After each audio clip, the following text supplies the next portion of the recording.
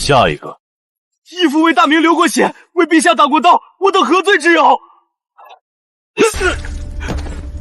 洪武26年，大将军蓝玉以谋反罪论处，族诛。我竟然穿越了一名即将殒命的死囚。身份编辑器可为宿主编辑生成逻辑自洽的全新身份。金手指，身份？什么身份能活命呢？醒醒！有了。朱雄鹰，朱雄鹰，你说什么？我是朱雄鹰，陛下的嫡长孙。系统，编辑新身份。此身份等级过高，请确认是否继续。继续。逻辑链生成中。好大的胆子，竟敢冒犯已故皇孙！我有证据。系统，生成一块朱雄鹰的龙纹玉佩。系统无法在外人眼前凭空生成物品，已为您生成在偏厅东北角第3块地砖下。偏厅第3块的地砖下有东西能证明我的身份。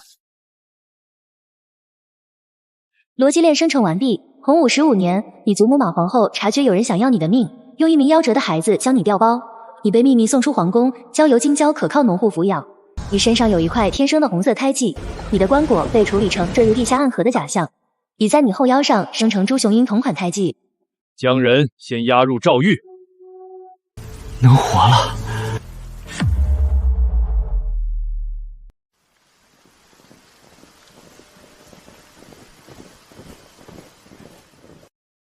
皇爷爷，允王啊，你如何看蓝玉案？蓝玉此贼恶贯满盈，罪不容赦。皇爷爷此举乃是为国除害。好了，你说的他有罪。那咱问你，他麾下那数万在漠北用命征战的将士有罪吗？将士们或许是无辜的，但主帅谋逆，为绝后患，当一体。好一个一体！你可知咱大明养出这样一支百战之师，要花掉多少钱粮，要填进去多少好狼的性命？咱再问你，杀了蓝玉，这群虎狼之师谁来带？你带，还是你那几个满口自约师兄的老师去带？孙儿知错。你和你大哥相比，真是差远了。要不是他8岁病死，你觉得你坐得稳皇太孙的位子吗？锦衣卫指挥使蒋巨求见陛下。允王啊，你先回去。出什么岔子了？陛下，打开，里面是阎王贴不成？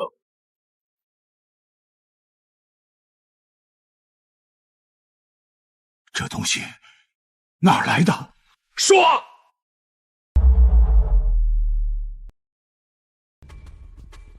是一个死囚，他说是陛下的嫡长孙。不可能，不可能！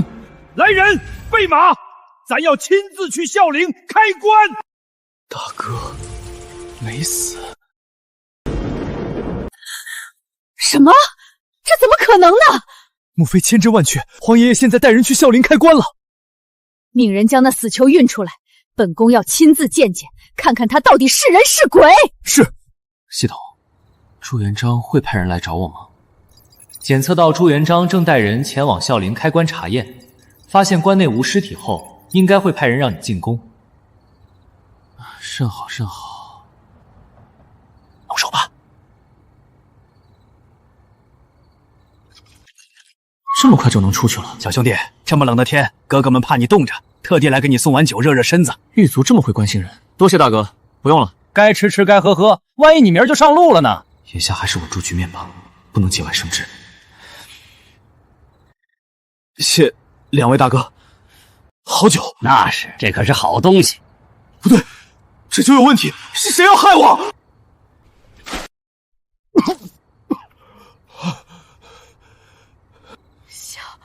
真像那个贱人。大哥，你竟然真的没死！朱允文。大明的历史有诸多巧合，朱元璋嫡长孙朱雄鹰早夭，嫡二孙朱允吞被养废，朱允文继位，吕家就是最大获利者，吕氏绝对不清白。眼下如果承认我是朱雄鹰，必死无疑。你究竟是谁？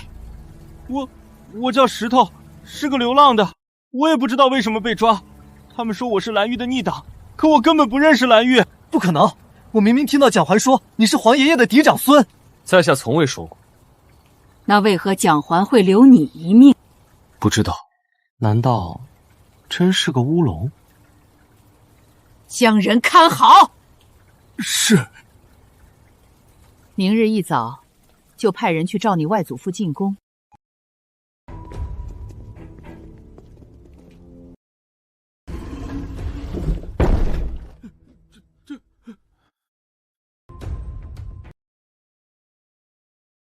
人呢？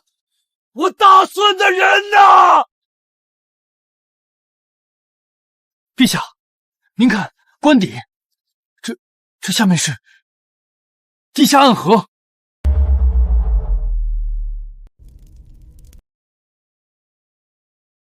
陛下，臣斗胆推断，12年前应天府地龙翻身，震裂了陵寝地基，恰好沟通了地下暗河。殿下的子官怕是当时就坠入了这暗河之中，顺水飘走了。飘走了？那孩子呢？他那时才8岁。陛下，若殿下真是坠入暗河，那恐怕……你说的那个死囚，他现在何处？在赵狱，臣已加派人手看守。他身上可有什么特征？他说自己是朱雄鹰，臣当时只当他胡言乱语。有一块胎记，红色的，状如太阳。你说什么？胎记？什么呀？再说一遍。红色，状如太阳。臣匆匆一瞥，但确实看到了。状如太阳，背驼大名，是妹子当年亲口说的，是婴儿，真的是婴儿。立刻回宫！不，去诏狱，咱要亲自见他。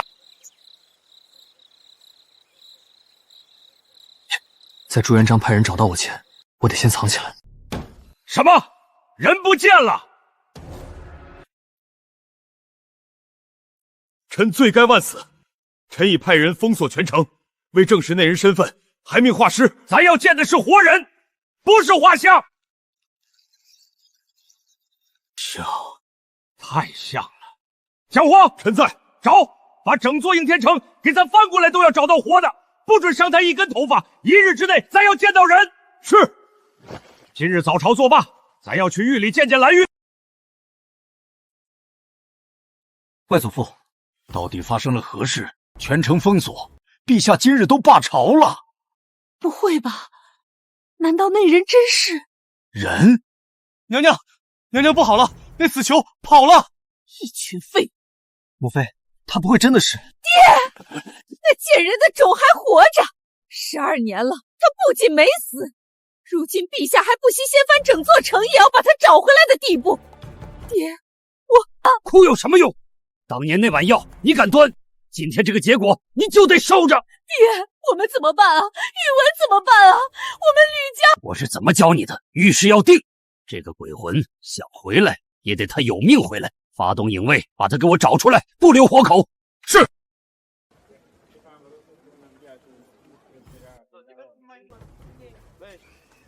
见到此人，速速上报，陛下重重有赏。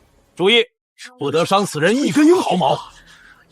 好机会，不好，定是吕氏发现我逃出来了，还是保命要紧。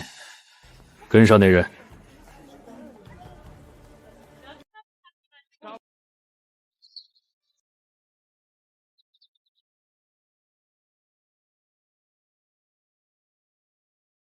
上尉，这是来送臣最后一程。蓝玉，咱问你，你可记得你外甥女常氏的长相？外甥女，臣当然记得，她温婉端庄，上尉何故问起这个？打开看看。这孩子的眉眼，竟有几分像臣的外甥女，她是谁？死囚，蓝玉案里抓的，无名无姓，在街上流浪，被当成逆贼抓进来的。这个东西也是从他身上找到的。还有，他后腰有一块胎记，红色，状如太阳。背驼大名，那是姐姐当年给外孙女的孩子起的小名。上尉，难道熊毅他没死？咱已经去孝陵开过棺了，棺是空的，石棺底部裂开，下面通着地下暗河。陛下，臣不敢妄言，这玉佩确实是雄鹰的，但臣必须亲眼见到那个孩子才能确认。你倒是谨慎。行，等找到人，你亲自认。发动内卫，给咱家出去找人。是。不知要苟到什么时候？长官，你给点力啊！有人。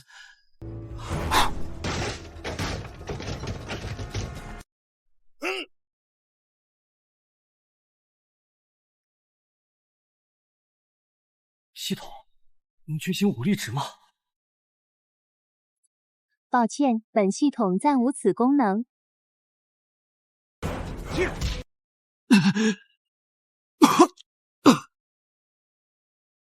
完了，不会就这样死在一个无名小卒手下吧？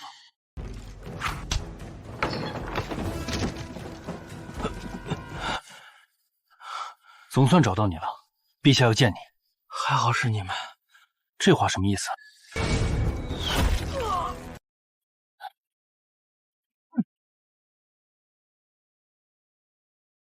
来者何人？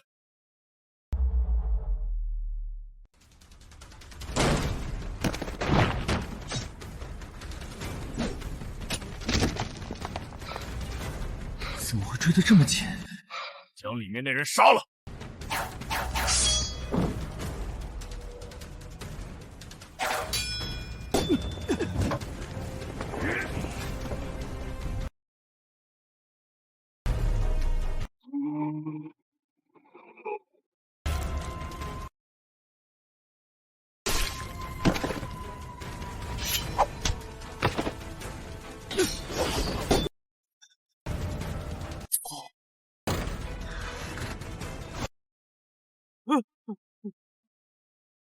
怎么还有？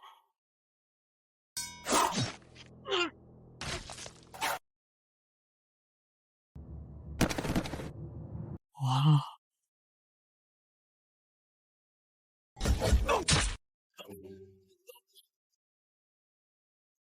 不对啊，我在吕氏面前装失忆，我得受点伤，在朱元璋面前也装失忆才行。铁面具，龙纹，内卫。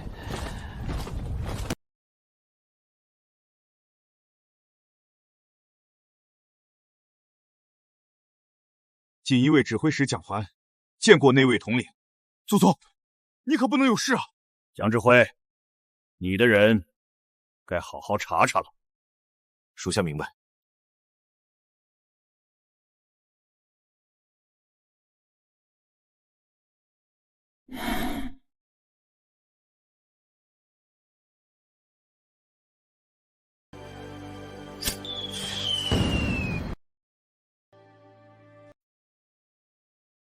陛下，陛下，人找到了！太像了，这眉眼，这鼻梁。他怎样？回陛下，幸好未伤及要害，静养1月即可。1月？臣无能。传蒋桓，让他滚进来。说，怎么回事？回陛下，杀手全部服毒自尽，线索断了。废物！咱的孙子就在应国府，在咱的眼皮底下，差点被人杀了。你这个锦衣卫指挥使是干什么吃的？臣有罪，臣该死。就给你1天，把你那个狗窝从里到外好好清扫一遍，听明白了没有？臣遵旨。滚出去！自己去外头领50棍子，再去办事。谢陛下圣恩。好痛，老朱，我进宫了。注意，眼下为宿主身份坐实关键节点，需要让朱元璋相信你就是真正的朱雄鹰。明白，看我表演。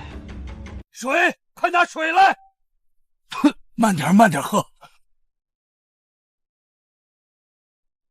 你是谁？我在哪儿？你说什么？你不是说他没事吗？他怎么什么都不记得了？许是公子摔倒时伤到后脑，这才……都滚出去！慢点儿，你需要静养。就是现在！别碰我！这些年，这孩子到底都经历了什么？都是咱的错。快成了，他已经不把自己当皇帝，而是一个犯了错的爷爷。要杀就杀，我很累。混账话！谁敢杀你，咱要他的命，要他全家的命！婴儿，你真的不认得咱了？你再好好看看，咱是你的皇爷爷呀！你后腰上那块胎记，还是你皇奶奶给你取的名字，叫大明啊 ！bingo， 完美闭环。你想起来了是不是？婴儿，你想起什么了？太子妃与皇太孙殿下在殿外求见。选。孙儿拜见皇爷爷。儿媳吕氏叩见陛下。谁让你们来的？皇爷爷，孙儿听闻兄长他回来了，心里又惊又喜，不知兄长身子可好？陛下，我好像见过他二人。我想起来了，他二人就是派人将我从牢里掳走的人。兄长这是哪儿的话？我们小时候关系可好了？不是小时候，是在一个破屋。破屋？难道将人从牢中掳走的人是吕氏？不是说都不记得了吗？怎么会？陛下冤枉啊！儿媳和允温从未见过此人。我被绑到了一个很破的屋子里，一睁眼便看到此二人。我没有说谎。很破的屋子。皇爷爷，我和母妃怎可能做出这等事？若皇爷爷不信，大可派人前去查探一番。说的这般自信，怕是早就命人清理过屋子了。罢了，来日方长，总有一天能将你们一网打尽。我记不太清了，头好痛。想不起来就别想了，眼下你养好身子最要紧。你二人先起来。谢陛下。谢皇爷爷。陛下，您别怪儿媳多嘴，此人身份存疑，陛下还是要验一验才好。放肆！他是什么身份，咱心里有数。儿媳也只是挂心大公子的安危。挂心？你是挂心他，还是挂心你儿子的位子？儿媳不敢。皇爷爷，您误会了，母妃和孙儿绝无此意。我们都给咱闭嘴，滚出去！是。光是相貌和胎记，的确不能完全证明他就是婴儿。婴儿，跟咱去个地方。允文，命人去将破屋清理干净。是。从今天起，你记住，你没有兄长。母妃，那个人不是你的亲人，而是来夺你性命的敌人。桂嬷嬷，老奴在。明日去传方孝孺先生入宫，用我的令牌让他走近路，告诉他东宫要变天了。老朱果然还是想试探我。冷静。婴儿，慢些跑，别摔着。奶奶，快来！我竟接收到了朱雄鹰的记忆。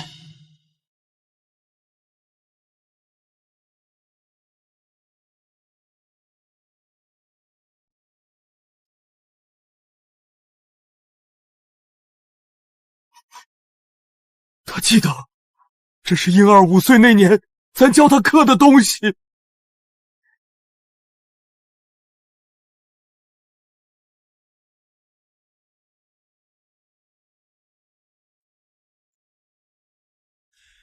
宠爸，你往外挪挪，都挤着婴儿了。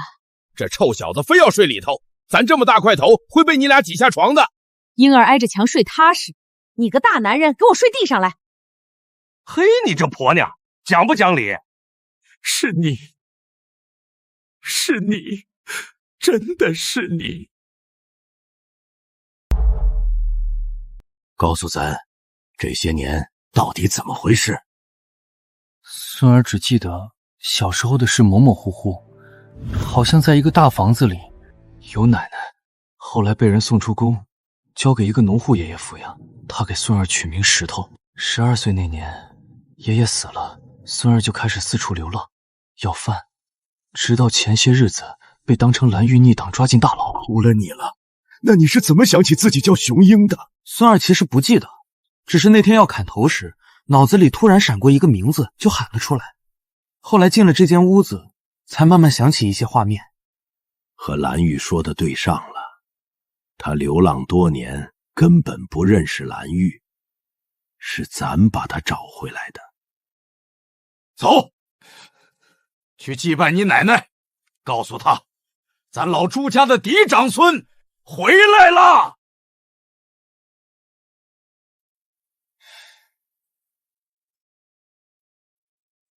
先生，你可算来了。娘娘，臣都听说了。可有什么法子能保住允文的位子？明日早朝，臣就当朝请旨，让陛下给他请大儒，咱们的人。若陛下不应呢？那更好。一个没人教的野皇孙，拿什么跟殿下比？先生，允文，这是你死我活的时候。娘娘放心，臣自有分寸。允文，明天就看先生的戏了。今特册封为吴王，赐府邸，入住文华殿。臣恭贺陛下。然吴王殿下流落民间12载，于学问一道恐有缺失，臣恳请陛下甄选大儒，为吴王殿下开经宴。来了，臣恭贺陛下。咱问你，当年咱跟着郭子慈起事，是先读的《论语》，还是先拿的刀？陛下，治国当以仁义为本。放屁！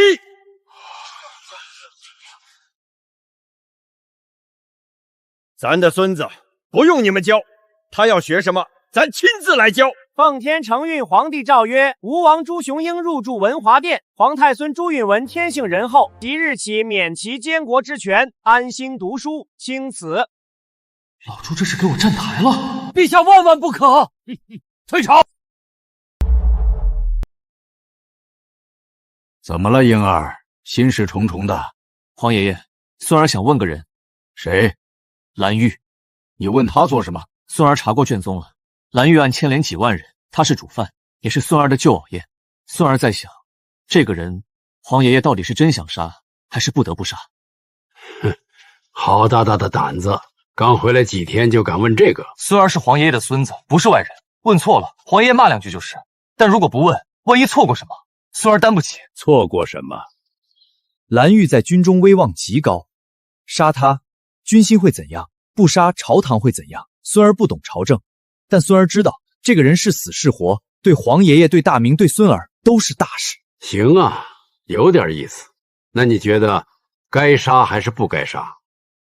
孙儿不知道，孙儿只是觉得，一个能打仗的将军死在刑场上，不如死在战场上。漠北的鞑子还没杀干净。咱想想，有戏。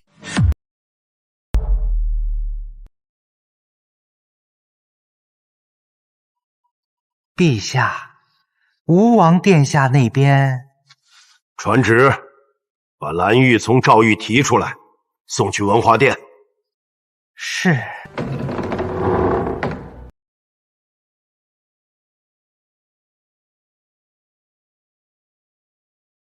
梁公君，走吧。去哪儿？去文华殿。吴王殿下要见你。吴王，咱那位外甥孙？是。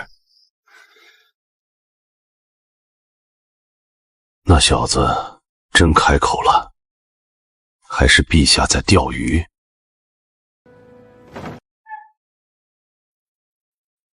殿下这身板比画像上单薄些。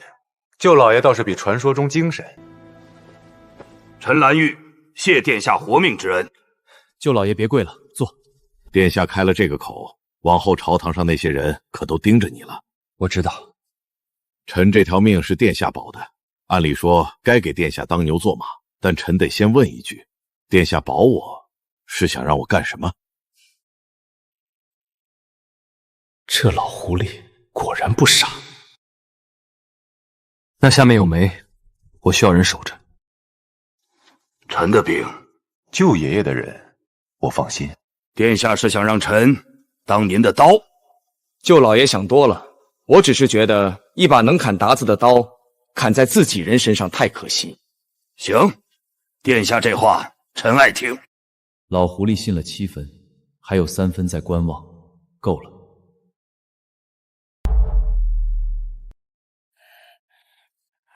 青龙，臣在。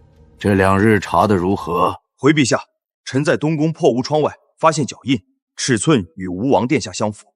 另外，牢头王大离奇失踪，蒋怀正在追查。蒋奎那边有消息吗？蒋怀查到，王大失踪前曾与东宫的一名太监接触，那太监是吕氏身边的人。吕氏，咱就知道他没那么干净。陛下，要不要直接拿人？不急，继续查，把吕氏这挖干净。是。还有一事，方孝孺最近频繁出入东宫，有时一待就是大半个时辰。方孝孺，他是允文的老师，自然要来往，但他和吕氏走得太近，怕是在打什么主意。臣会派人盯紧。还有，吴王那边你暗中跟着，但别让他察觉，他的一切行为及时来报。臣明白。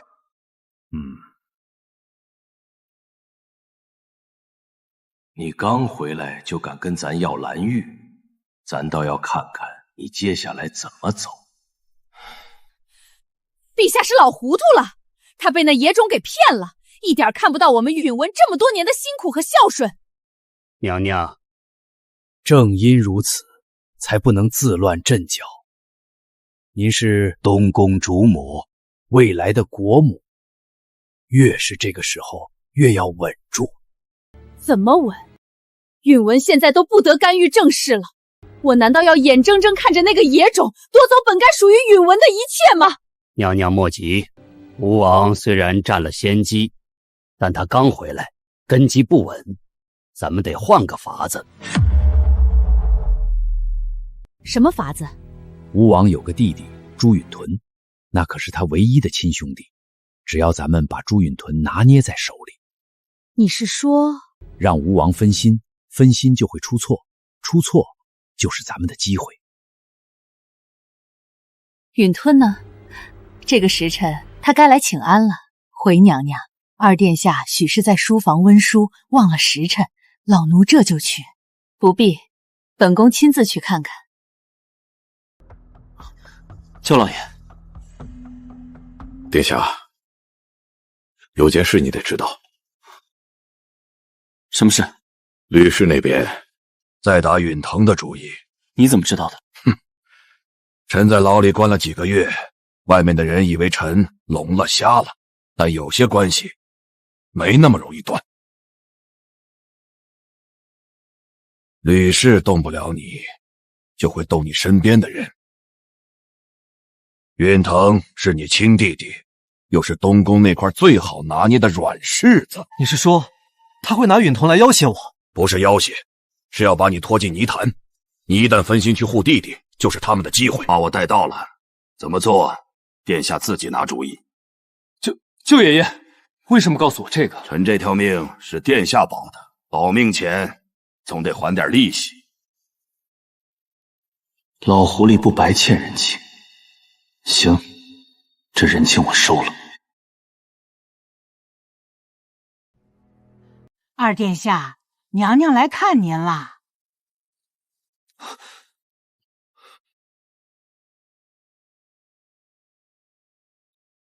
儿子，给母妃请安。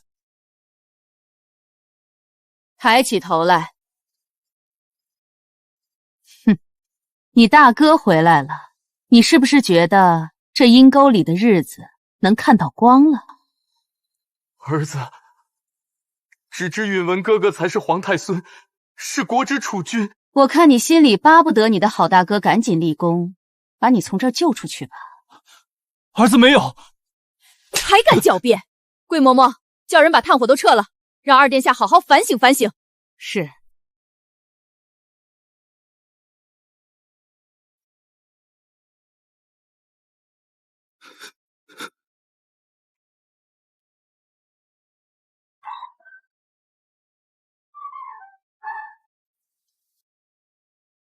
大哥，大哥，爹爹又让我背书，我背不出来。腾儿不怕，大哥教你。快吃，别让爹发现了。大哥，殿下饶命啊！是娘娘的命令啊！我不管是谁的命令，从今天起，动他就是动我。陛下，内卫首领，属下青龙，陛下吩咐了，若您有需要，我等任您差遣。先将允堂送回我那儿，我要去趟东宫。方先生与张太医这招能成吗？去传话，明日让方先生入宫，再商讨计策。是。娘娘，出大事了！吴王殿下把二殿下带走了！什么？他怎么敢？大哥，朱雄鹰，你带走人，竟还敢大摇大摆出现在本宫面前，你想造反吗？造反？我看想造反的另有其人吧。放肆！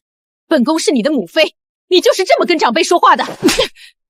大哥，你竟敢打我！母妃，我母妃是太子妃常氏，大明开国功臣常遇春之女，你算个什么东西，也配称我母妃？青龙，属下在。借下刀。你想干什么？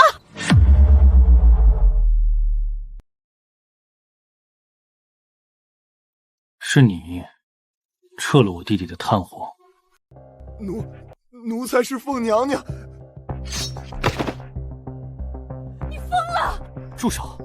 你怎能在此杀人？何况他罪不至死，此举有违国法。国法？我问你，大明哪条国法规定可以无故虐待皇孙？我弟弟躺在冰冷榻上快冻死的时候，你这个皇太孙在哪里？我满口仁义道德，在哪里？你所谓的兄友弟恭又在哪里？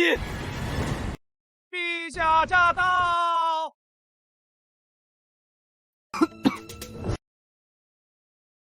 婴儿，你没事吧？没事，皇爷爷，一时气急攻心。这小子真会演。陛下，您不要被他蒙骗了，他是装的，他刚刚还杀了人。皇爷爷，你要为孙儿做主啊！大哥疯了，他是在动摇我大明的国本啊！去！陛下，陛下息怒啊！是朱雄鹰犯错在先，闭嘴！咱的孙儿吐血了，你们他娘的眼瞎了不成？立刻传太医！陛下竟比我想的还要重视这个野种。吕氏，你做了什么？咱一清二楚。陛下，蒋环求见。选。臣蒋环参见陛下。此人狱卒刘三，承认和王大一同将吴王殿下掳走。说背后指使之人是谁？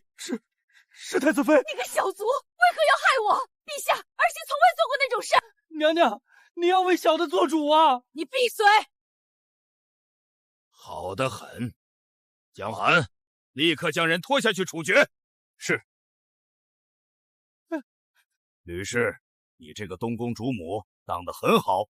传咱的旨意，东宫侧妃吕氏教子无方，苛待子嗣，德不配位。即刻起，禁足于玉清宫，收回东宫所有印信，没有咱的旨意，不得踏出宫门半步。皇爷爷，饶皇太孙朱允文无视兄长，不明事理，令其闭门思过，每日抄写孝经100遍。什么时候想明白兄弟2字，再出来见人。这尸体扔去乱葬岗喂狗。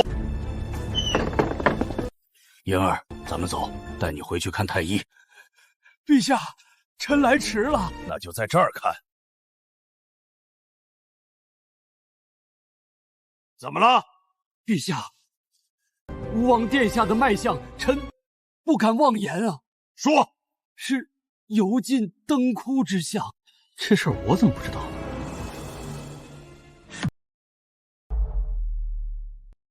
这老东西有问题啊！系统，检查我的身体状况。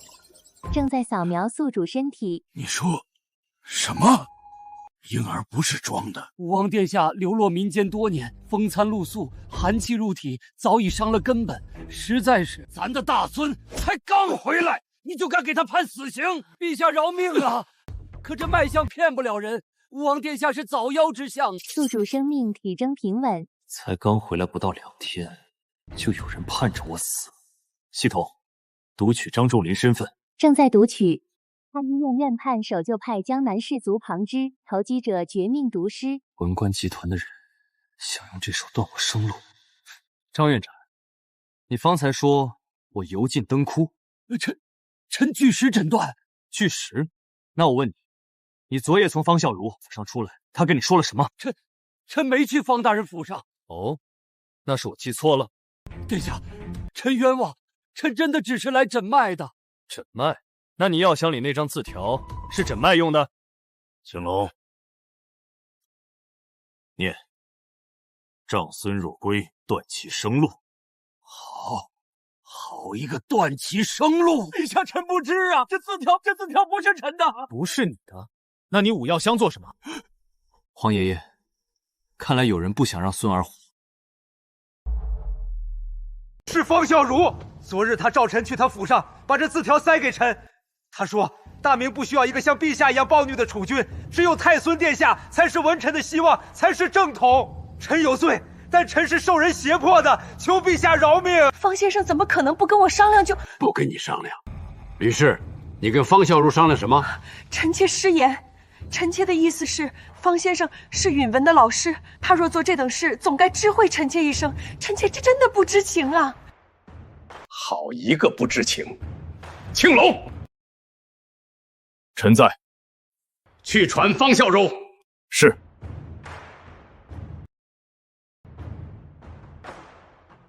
吕氏这一句失言露了底了，方孝孺来了，才是好戏开场。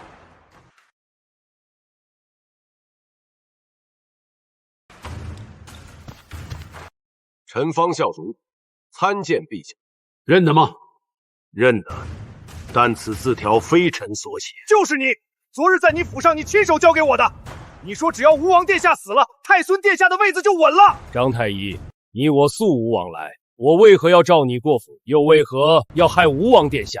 你莫不是被人指使贪婪老夫？陛下，臣没有撒谎，真的是他府上的管家亲自领臣进去的，臣不敢欺君呐。方孝孺，你还有什么话说？陛下明鉴，臣一生教书育人，从不参与党争。若陛下偏信小人之言，臣无话可说，唯有一死以正清白。皇爷爷，方先生是冤枉的，他是孙儿的老师，是国之栋梁啊！您这是要陷孙儿于不义啊！哼，亲疏不分，是非不明。行，你要救他是吧？青龙，臣在。既然太孙殿下舍不得他的老师，那就把方孝孺的皮完整剥下来，再填上草，送到他面前，让他日日夜夜看，成全了他们这份师生情分。哇！老朱够狠！皇爷爷，直接杀了多可惜，他们背后还有江南士族呢。青龙，把他们都拖去诏狱。东宫这些奴才一个不留。是。婴儿会不会觉得咱太过暴力了？婴儿，跟咱回去吧。不愧是一代暴君，杀人如麻。可若不这样，这大明立得起来吗？好。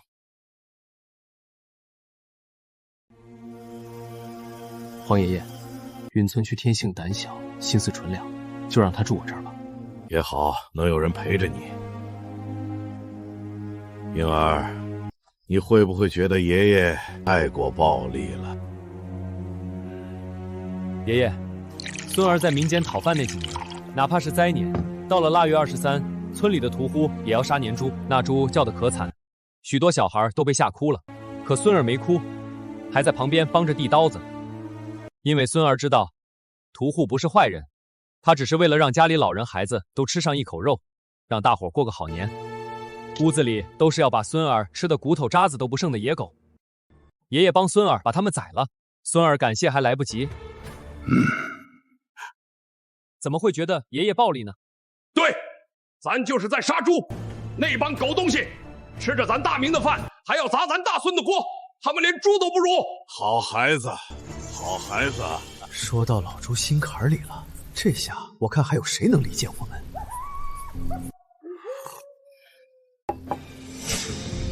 大人，吕老来信。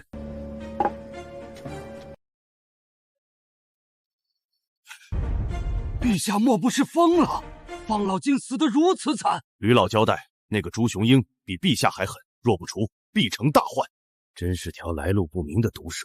传老夫的话，国子监3000剑生，在京5品以上的官员，明日都去午门，咱们要请陛下滴血验亲。陛下，外头的百官说了，若陛下不答应和吴王殿下滴血认亲，他们就跪死在午门外，绝不起来。好啊，真是咱的好臣子。青龙，臣子，谁敢不起来，就给咱往死里打，打到他们服。皇爷爷，不可！婴儿，你怎么来了？回去，这没你的事儿。都欺负到家门口了，我要是再缩在您身后，还算什么老朱家的种？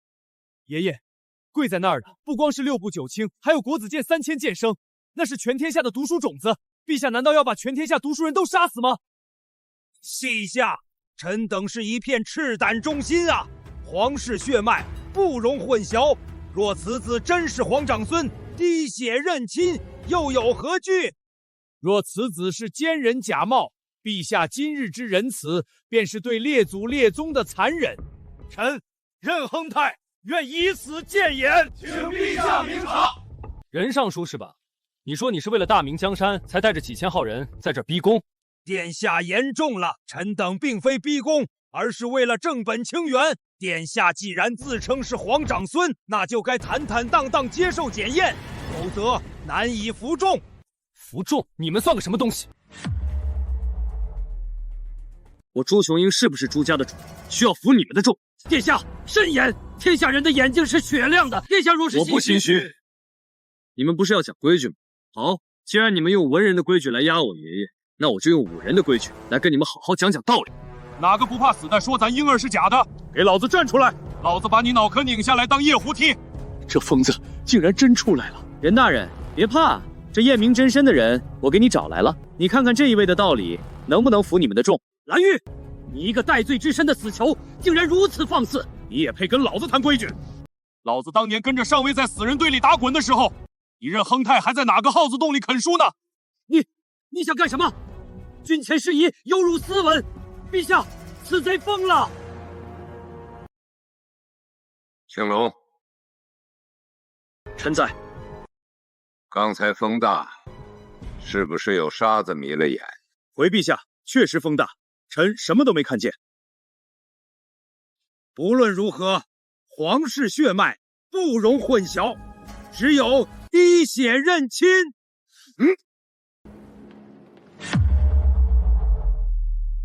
你辱没大臣，斯文扫地！这一巴掌是替我那苦命的外甥女打的，她给朱家生儿育女，雄鹰是她身上掉下的肉。你们现在怀疑她是假的，那就是怀疑我外甥女，怀疑常家门风不正。我常家满门忠烈，开平王常遇春，跟着皇爷打下半个江山的英雄。老子身上的血就是为了保老朱家流的，雄鹰身上流的就是最正统的血。蓝玉乃是戴罪死徒，若是吴王殿下上位，他蓝玉就能官复原职。他这是在包庇，在串供。吴王殿下既然说不怕验，那为何不敢滴血？莫非殿下也知道血融不到一块儿去？请陛下明察。去你娘的串供！老子舅老爷，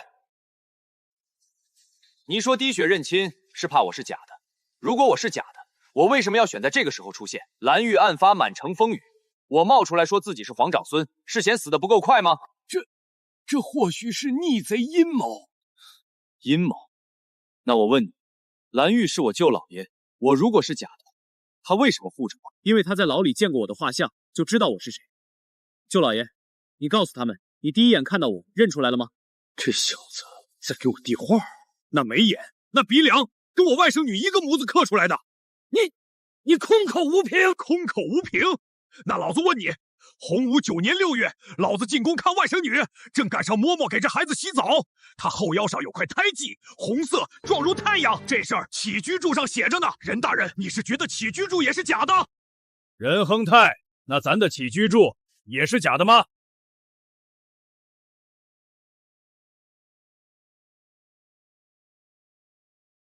年洪武7年10月27日，皇长孙生，重7斤2两，侧腰处生有赤迹1块，状如日升东方，色如朱砂点漆。陛下见之大喜，亲赐名曰雄鹰，赞曰：“此乃大明之祥瑞，日出东方，其道大光。”任不堂，史书摆在这儿了，莫非还要我当众掀衣服自证？那要不干脆我命人拿把刀子将这块皮割下来，贴在你脑门上，让你每上朝前都照照镜子。臣有罪。既然没问题了，那爷爷，我是不是可以算账了？身为臣子，聚众逼宫，视为不忠；身为下官，构陷储君，视为不义。读了几本圣贤书，就敢是非不分，拿着大义的名头来杀人，视为不仁。这么一群不忠不义不仁的东西，留着过年给大明省粮食吗？大孙说的对，是该好好算算了。锦衣卫在，给咱把午门围了。今天跪在这儿的有一个算一个，谁也别想走。等等，爷爷，我没说要将人全杀了，这几千颗脑袋掉了，6部谁来传？各地的公文谁来批？那你想如何？开创永乐盛世的明成祖朱棣，这位大人物怎能忘了呢？历史上朱允炆继位后不久，他便发动了靖难之役。如今朱允炆继位是不可能了，那自然也不能让他反。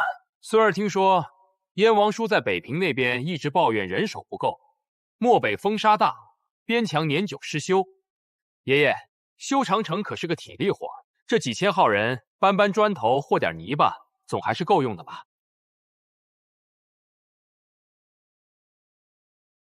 殿下，士可杀不可辱。哼，辱？百姓修的，军户修的，你们这些吃着民脂民膏的东西就修不得？蓝玉，臣在。既然任先生那么喜欢讲规矩，那就给他套上枷锁，一路走到北平，让他好好学学什么是大明的规矩。得令。其他人听好了，从今天起，朱雄英不光是咱的皇长孙，也是大明的监国。谁要是有二心，任衡熙就是你们的下场，甚至你们连去修长城的资格都没有。臣愿为殿下效死。大孙子，你跟咱进来。咱还以为你小子会把他们全宰了呢。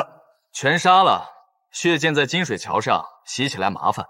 北平的风沙大，正好让他们去吹吹，醒醒脑子。你连你四叔都算计进去了？怎么能是算计呢？任亨泰这些人都是朝廷大员，家底丰厚的很，把他们家抄了，这笔钱不入户部。孙儿想亲自派人押送到北平，给四叔的燕山军换装、换甲、换冬衣。孙儿是要告诉四叔，京城里还有人记得边关的苦。我这个皇侄儿虽然刚回来，但心里一直装着他这个浴血奋战的亲叔叔。只要朱棣不反，他就是守卫大明最坚实的盾。好一个装着亲叔叔，咱准了，找你做监国果然没错。眼下提升大明将士的战力才是最重要的，造武器的前提是得有钱。殿下，工匠找齐了，全是工部火器局压箱底的好手，还有几个是民间玩火药的行家，现在都在内卫基地。很好，把这个带去，盯着他们做，告诉这帮人，做成了，保他们3世富贵。要是露出去半个字，诏狱里还缺几张人皮骨。慢着，拿来给咱瞧瞧。你这画的啥玩意儿？爷爷，这叫碎发机。碎石？没错，这里加一块碎石，扣动扳机，击锤撞击钢片，咔嚓一下，火星子直接溅进药池引燃火药，就跟咱平时用火镰一个道理。这东西只要不泡在水里，拿起来就能打，随扣随响。这机果这么精细，真能造出来？能。大明的钟表匠连更细小的齿轮都磨得出来，只要钢口好，不难。好小子，你这脑子怎么长的？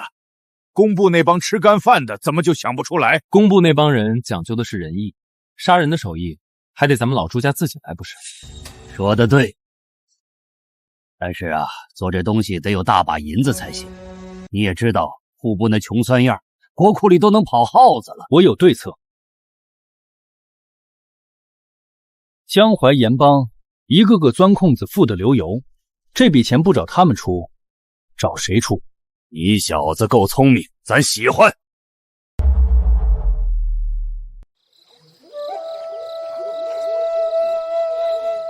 今年盐引比往年多不少啊。孤话不多说，从下月起，盐税每引再加5钱。殿下，看着卖得多，利润薄得很呐，再加税，这是要我们的命啊！殿下，咱们几十万人靠这个吃饭，税太重，怕是要出乱子的呀。是啊，殿下，这事儿能不能再商量商量？你们私下商量的还少吗？真要姑把这账册上写的151念出来，这上面哪一条不够你们夷三族？殿下饶命！草民愿捐家产，求条活路。姑不要你们的家产，姑要之后每一笔盐账都干干净净。你们以前的烂账我可以不管，但这钱若是不交，自己掂量清楚。这该如何是好啊？人现在是皇孙，这要以后上了位，咱们还活不活了？刘老，你有对策没？要想活命，得去找那位大人了。你是说户部王侍郎？他在朝堂上能说得上话，只要他肯出手，在陛下面前参那小子一本，这税就加不成。那1万两，舍不得孩子套不着狼，今晚就把银子送到王府上。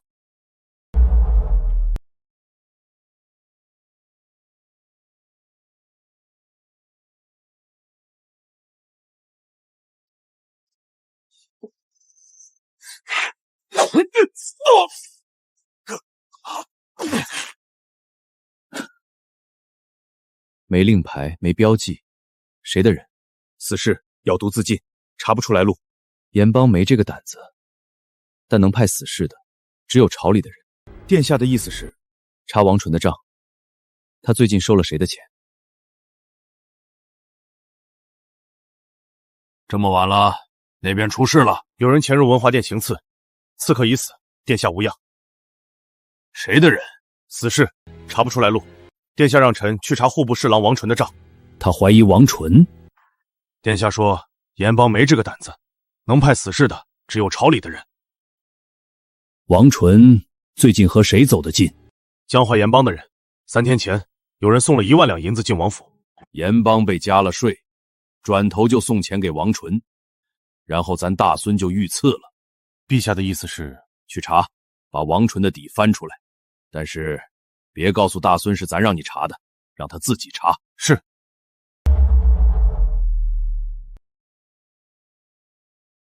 查到了，殿下，王纯3天前收了盐帮1万两。果然。皇爷爷，您怎么来了？听闻昨日有人要杀咱孙子，咱能不来？伤着没？没有。那就好。查出来是谁了？户部侍郎王纯，盐帮送了他1万两。老朱在看我，他在想什么？行，你自己查清楚了，那咱就等着看你怎么收网。皇爷爷不帮忙？帮什么？你要是连个侍郎都收拾不了，还当什么监国？老朱这是在考我。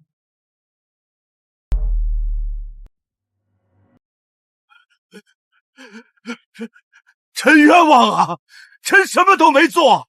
王大人，3天前江淮盐帮送了1万两银子到你府上，这账册上写的清清楚楚。那是盐商孝敬臣的，臣是户部侍郎，他们送钱来，臣也不好拒绝。不好拒绝？那我问你，昨天夜里我遇刺了，刺客是死士，咬毒自尽，但你猜他死之前我问他什么？臣不知。我问他，谁派你来的？他说王大人。不可能，臣是被冤枉的。青龙，抄家，查他这些年的账。盐帮送钱不是第一次，他替盐帮办事也不是第一次。王纯在户部这几年，光走私避税的窟窿，少说几10万两。殿下饶命啊！殿下，臣听说有人行刺，那王纯呢？臣去把他脑袋拧下来。舅老爷来晚了，案子已经结了。结了？陛下办的？我办。行啊，殿下，这才几天就能自己办大案了。舅老爷，有件事得麻烦你。说，王纯的府邸得抄出来的银子入不了国库。殿下想聚宝山那边要炼钢，这笔钱正好用上。殿下这是让臣去当强盗？不是强盗，是替大明收账。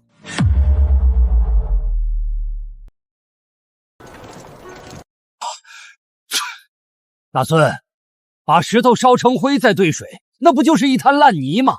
你要是把800万两都这般霍霍，咱现在就把你扔炉子里炼了。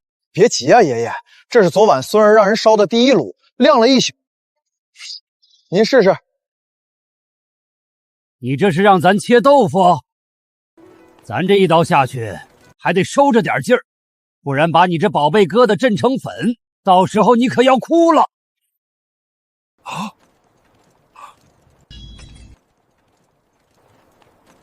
陛下，卷刃了，能领把新的吗？这是啥妖法？这不是妖法，是科学。青石为骨，黄土为肉，烈火炼魂，此物名为水泥。爷爷，您想想，如果把这东西拌上石子，铺在地上，会是条什么样的路？是一条永远不生杂草、下雨不泥泞，无论跑多少辆重载马车都不会压出车质的官道。若是用这东西筑城，若是筑城，不用再去山上采石头，不用再去百姓家里刮糯米，只要有这灰粉，只要有水有沙，3天就能起一座堡垒。我们可以在草原上步步为营，每推进100里就修一座水泥碉堡，把那些蒙古骑兵彻底困死在我们的碉堡群里。何况这1斤水泥的成本还不如您早餐吃的稀粥贵。那还等啥？立刻让工部下属所有官窑给他烧这个水泥。有了骨头就该长肉了。爷爷，下一步咱们炼钢。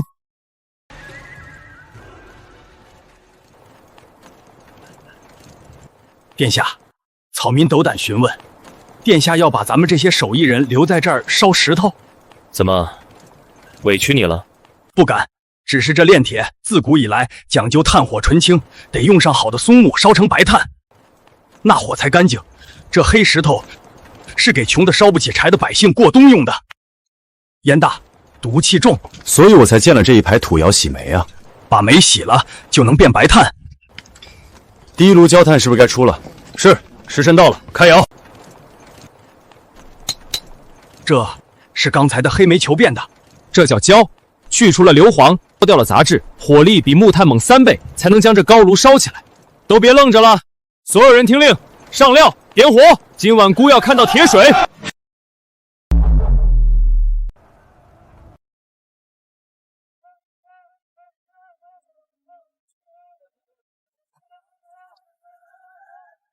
爷爷，成了！带您去看看这用银子砸出来的大家伙到底硬到什么程度。真出了铁水，千真万确，火光冲天。小猴崽子还真有点手段。救护部找人，无论如何把巨大山的煤炭搞成湿煤。老夫倒要看看，没了火，他这炉子还能不能烧起来。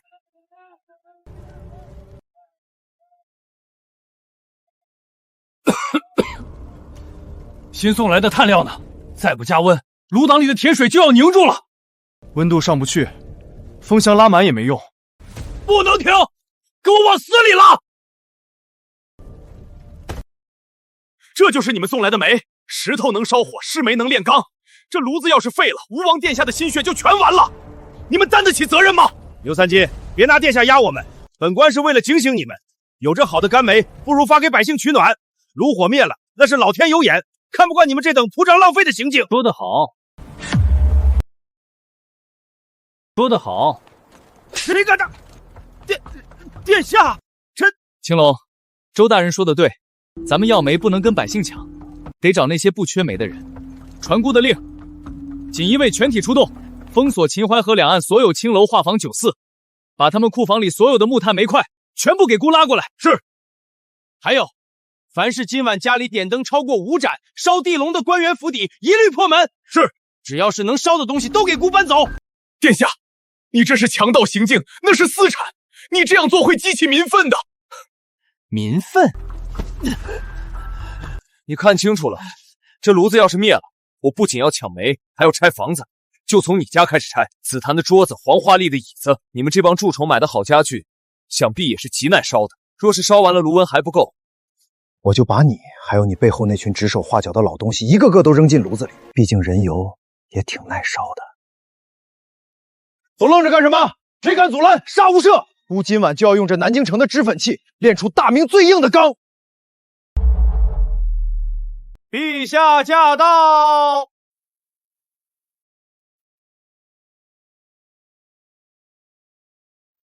臣等恳请陛下废黜皇长孙监国之权。陛下，皇孙朱雄英昨夜无视国法，调动锦衣卫私闯民宅，陈家中正堂大门被踹烂，3室同堂的楠木圆桌被强行搬走。臣的老母惊吓过度，至今昏迷不醒。此等行径与流口何异？求陛下为臣做主。臣附议。臣家中藏书阁被洗劫一空，那是臣毕生的心血呀！吴王殿下是要毁了大明的根基呀！大孙，孙儿在，都把你比作流寇了，这事儿你认不认？认。陛下您听听，天子犯法与庶民同罪，身为储君，更应为万民表率。若不严惩，何以服众？臣等恳请陛下废黜皇长孙监国之权，令其闭门思过。杨尚书，臣在。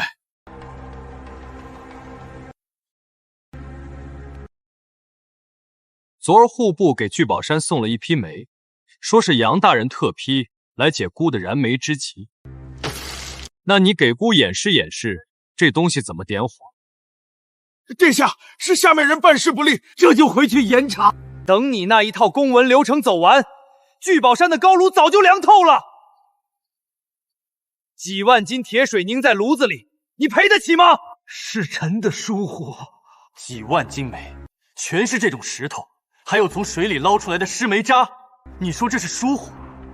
你是觉得孤傻，还是觉得皇爷爷老眼昏花，看不出你们这点伎俩？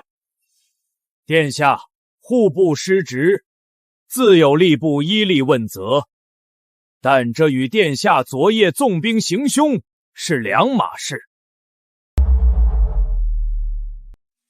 老东西，总算藏不住了。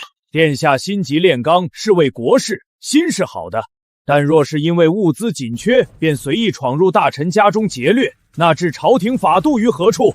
今日殿下可以为了炼钢抢煤，那明日是不是可以为了充盈国库，直接去抢商贾百姓？此例一开，国将不国。若是以前的朱标，此刻怕是已经开始自责认错了。咱这大孙会如何破局呢？吕大人，你知道北边现在是什么天气吗？漠北自然是苦寒之地，那是能杀人的天，滴水成冰，白毛风一刮，人的皮肉都能给割下来。吕大人说孤因小失大，国法不可违，但在孤眼里，那炉钢水灭了，才是天大的事儿。那一炉钢能造1万支枪管，那是边关10万将士手里保命的家伙。炉子要是灭了，明年开春鞑子南下，你们靠什么挡？靠你们文官的唾沫星子吗？殿下，不可强词夺理。放屁！孤强词夺理？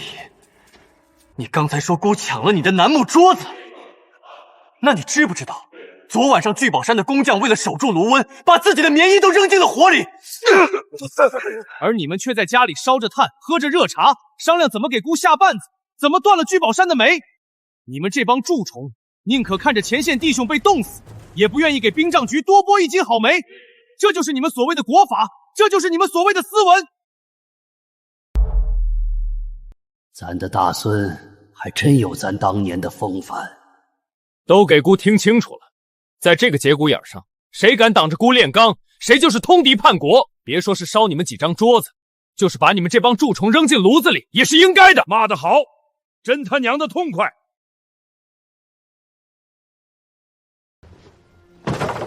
陈蓝玉给陛下、殿下请安。蓝小二，你这是唱哪出？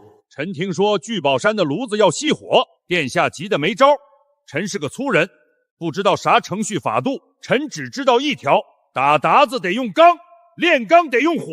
既然户部老爷们没煤，那臣就把家拆了。这是臣书房的家当，干透了几10年的老料，油性足，烧起来旺。给殿下炼钢正好。蓝叶，朝堂之上你粗鄙！老子喷你怎么了？老子在跟达子拼命的时候，你在哪儿？老子身上的伤疤是替大明挨的，你肚子上的肥油是替谁长的？贪来的吧？你，陛下，蓝玉当众羞辱大臣，请陛下做主啊！行了，注意点仪态。舅老爷，这一根腿儿少说得2两银子，您不心疼？当然疼，哼！但一想到能造出武器打鞑子，能让咱弟兄少死几个，别说这破椅子，就算把臣的府邸点了，臣也乐意。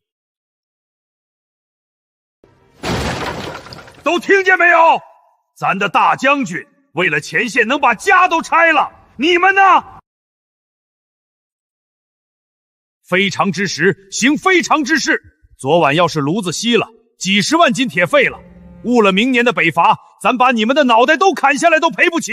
陛下，臣等也是为了维护朝廷法度，若此例一开，法度不是给你们这帮蛀虫当挡箭牌的。咱今天就把话撂这儿。从今天起，聚宝山的事儿就是天大的事儿。杨靖，臣在。要是再敢给出一块石煤，你就自己跳进高炉里去，看你这一身肥油能不能炼出好铁。臣遵旨，臣这就去把最好的煤拉过去，绝不误事。行了，退朝。大孙蓝玉留下来陪咱吃饭。大孙，今儿这戏演得痛快，呵呵呵。不过你这手段还是太直，当堂骂人虽然爽，但日后容易落人口实，被写进史书里骂。骂就骂吧，爷爷，他们就是想用规矩困死我，那我就把桌子掀了。只要咱们手里有兵有纲有粮，规矩就是咱们定的。嘿，这话听着解气。光烧家具救不了一世。舅老爷，我听说您在西山那边有几座庄子？有，那是皇爷赏的，好几百亩林地呢。那下面全是煤，我要在那儿建个洗煤厂。文官想卡我的脖子，那是做梦。既然他们说这是与民争利，那咱们就争给他们看。舅老爷，这煤矿的护卫得用您的人，我要让那帮文官连一块煤渣都运不进南京城，除非他们跪下来求着买咱们的煤。这小子心比煤炭还黑。好，那大孙给这煤起个名号吧，把它做成蜂窝状，加上黄泥，耐烧又便宜，就叫蜂窝煤。蜂窝煤，好啊！我要把它卖到全天下，让那帮奸商和官僚把这些年吃进去的民脂民膏连本带利给我吐出来。青龙，让蒋环去城里找流民，带去西山，给他们每人每月5两银子，包1日2餐，顿顿见荤。属下这就去。锦衣卫在抓流民？没错，朱雄英发话要将流民都带去西山。西山那乱葬岗，他想干什么？据说那西山地下都是煤矿，他是想找人挖煤。难怪流民该去找府衙的人管管。今晚拿上我的令牌去找吴大人。是。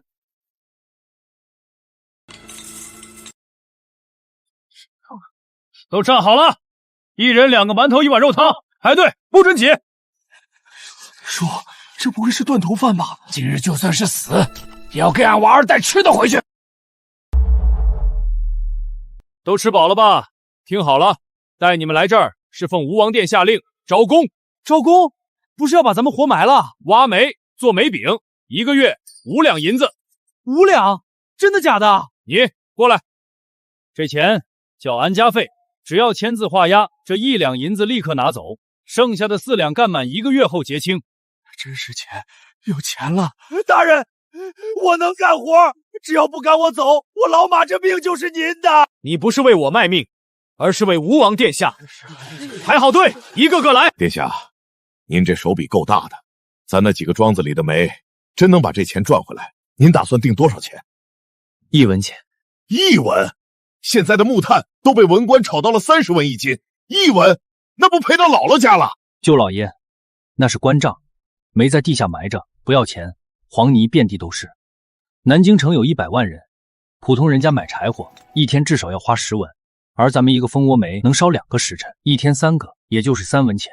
如果每人每天都省下7文钱，那一天就是7000贯。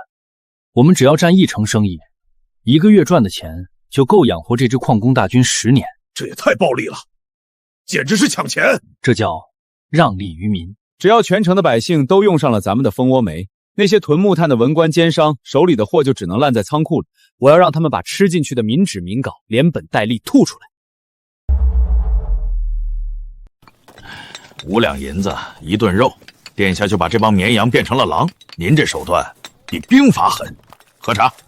他们要的只是一口饱饭，一点尊严，朝廷给不了，那我给。吃了我的饭，那就是我的兵。舅老爷，您信不信？现在要是有人敢来把他们饭碗砸了，不用锦衣卫动手，这帮人就能把对方撕碎生吞了。自然，断人财路如杀父母。报，殿下，城里急报，应天府尹带着人正往这边赶，说是有人举报西山私藏逃犯，要封山搜查，把人都带回去审问。找死！殿下，臣这就带人去把他们的腿打断。舅爷爷，杀鸡焉用牛刀？刚吃饱饭，正好缺个消食的乐子，看看这帮绵羊能不能变成狼。这是哪来的臭要饭的？什么味儿？馊得慌！去，把带头的锁了，锅灶砸了，煤坑封了，敢反抗的直接打死！叔，咱们又要没饭吃了吗？滚滚滚！那是俺娃儿的救命饭呀！谁砸我的饭碗，我杀谁全家！跟他们拼了！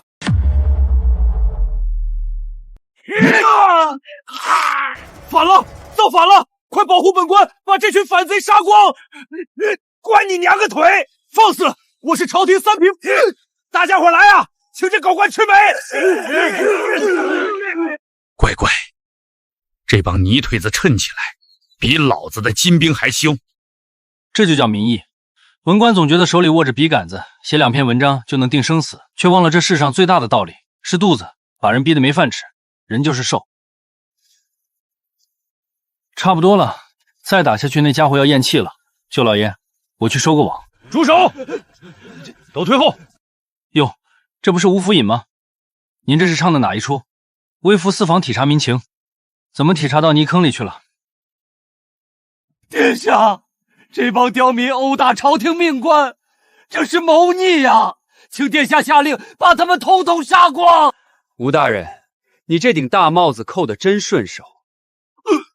孤看到的是，孤花钱雇人干活，给钱给粮，大伙日子过得好好的。是你带着人冲上去就砸人家的锅。吴大人，你圣贤书读到狗肚子里去了，民以食为天这么简单的道理都不懂。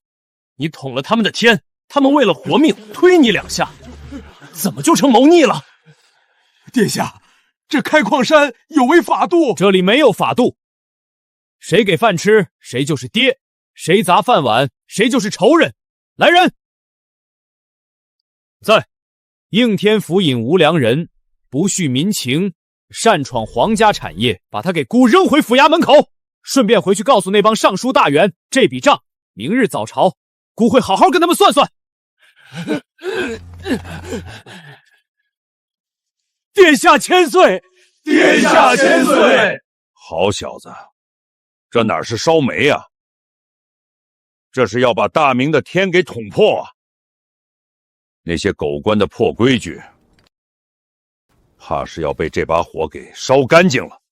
陛下，吴王殿下默许流民手持凶器殴打朝廷命官，此风若长，朝廷威严何在？吴大人，孤问你，南京城外窝棚连遍，流民数万，入冬以来冻死饿死的不计其数。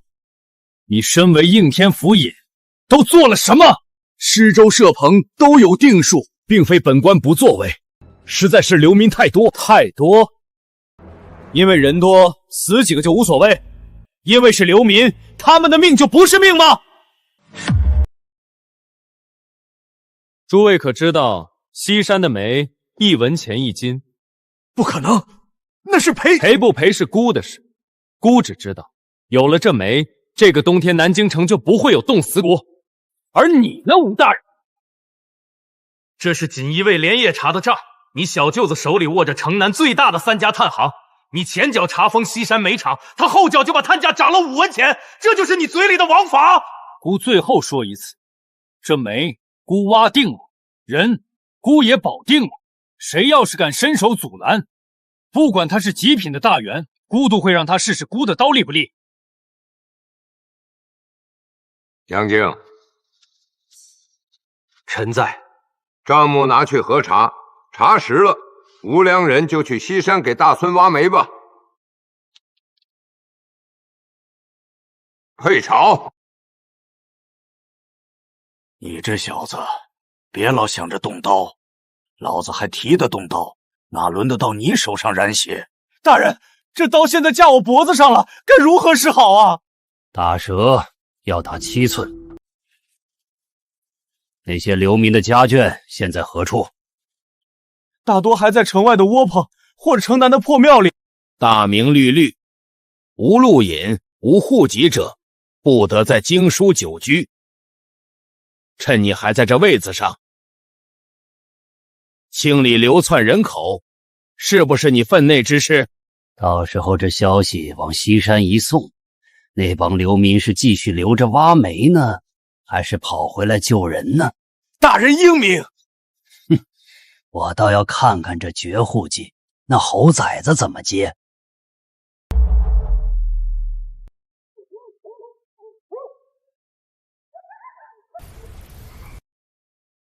姐姐，这是什么呀？这叫蜂窝煤，是吴王殿下给咱们穷人续命用的。1块煤1文钱，能暖和2个时辰呢。吴王殿下是不是就是菩萨呀？应天府严令，清理流窜匪患，凡是没有京师户籍和路引的，一律按流寇论处。炉子砸了，煤收走，人统统带走，谁敢反抗，就地打死。放开我，姐姐！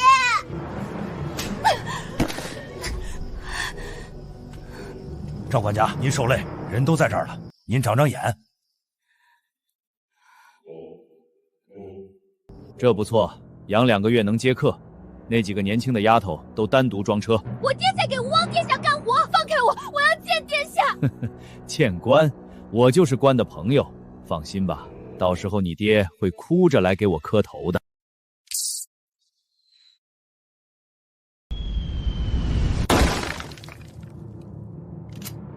握把重了，还得改改。殿下，难得见你慌张，何事？昨夜无良人以清查流寇的名义，把那帮流民家眷都抓了。他小舅子赵氏炭行的家主，还派人把年轻姑娘单独装车带走，不知去向。我已派人去西山给蒋环传话。好，挺好。去东宫传姑的令，调东宫6帅全员披甲。殿下，东宫6帅是太子的亲军，没有陛下的圣旨，擅自调兵，这是……你在教姑做事？是。陛下，陛下，不好了！慌什么慌？出大事了，陛下！吴王殿下拿着您的令箭，去调东宫6帅了。大军已出了午门，奔城南去了。你说啥？昨夜那无良人勾结商贾，抓了西山流民家眷。吴王殿下要去救人。你立刻去找蓝玉，让快去跟着。报！蒋大人，城中流民家眷被人掳走，统领让您立刻去救人。什么？官爷，你是说俺的娃儿被人抓走了？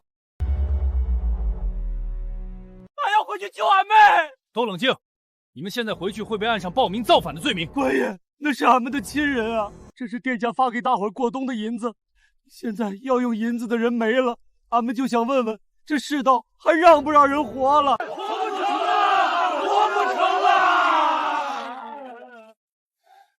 走，都跟老子下山！大人，出了事我担着。这帮狗娘养的，他们惹的可不是流民，而是个活阎王。大人不好了，吴王带着大军往府衙攻过来了。这可是大明的法度之地，他想造反不成？去把孔公子请来，就说吴王殿下无视法度，要与天下读书人为敌。快去！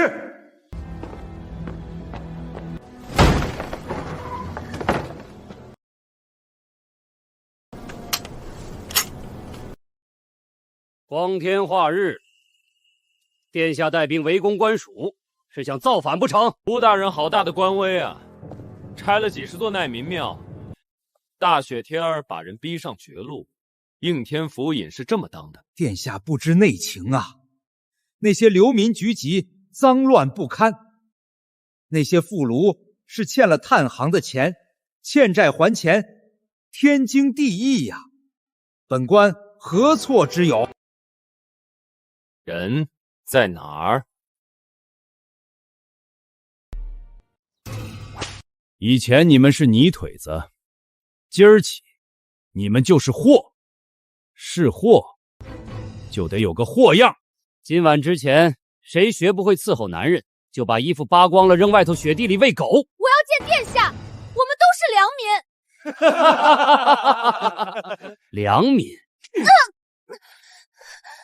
告诉你，到了这儿，老子就是天。殿下在宫里享福呢，知道你是哪根葱。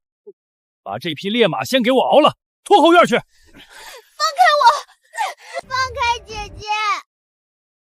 二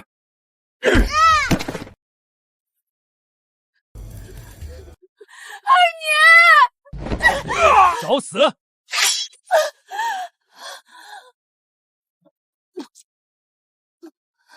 晦气！好好一个货，死了也不能白死。把这2个丫头的衣服扒了，挂到门口的大树上去。都给老子看清楚，这就是不听话的下场。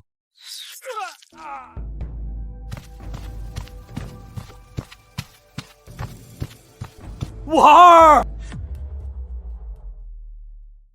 你们是何人？知不知道我是？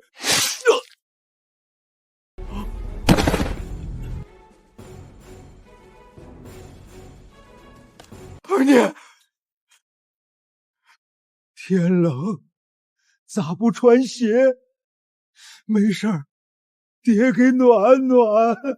婉儿，畜生，一帮畜生！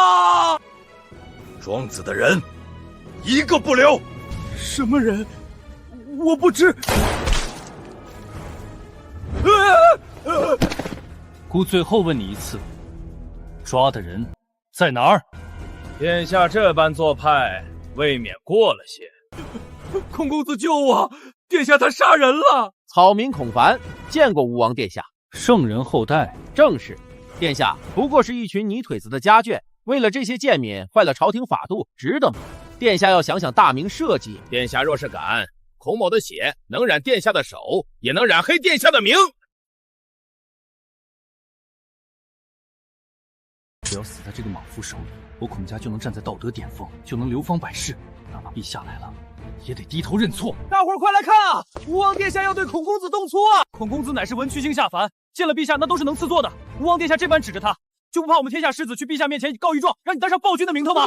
告一状！殿下，这一枪下去，崩掉的不仅是孔某的脑袋，还有大明尊崇儒术的100年基业，您担得起吗？没想杀你，姑听说宫里新进了一批太监，正好缺个管事的。孔公子一表人才，说话又好听，去净身房报个到，想来是极好的。你士可杀不可辱，士可杀不可辱！哼！殿下，蒋桓带着人回来了。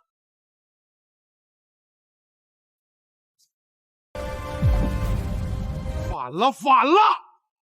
竟敢直接带着暴民进城！朱雄鹰，你完了！我看你怎么跟陛下交代！求大人开仓放粮。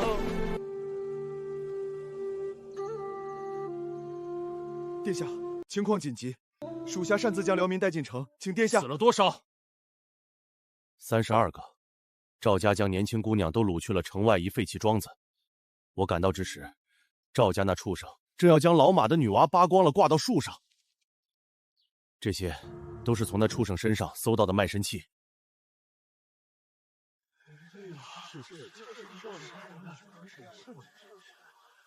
殿下，殿下，这都是赵家干，下官不知情啊！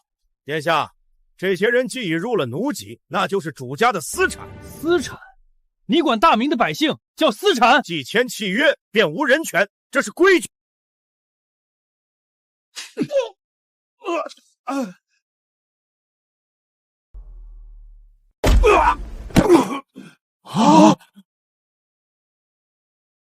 满口的仁义道德，一肚子男盗女娼，你们看的是书，做出来的全是畜生不如的事。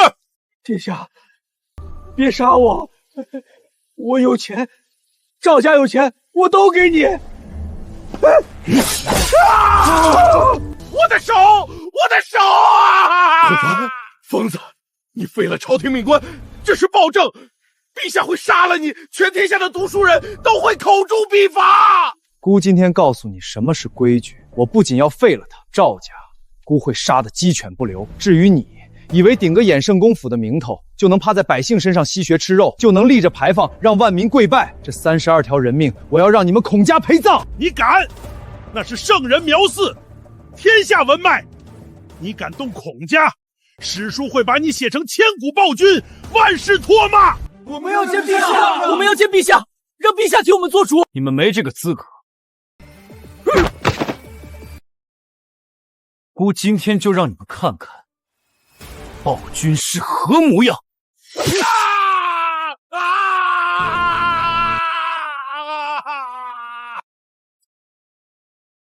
老马，站起来！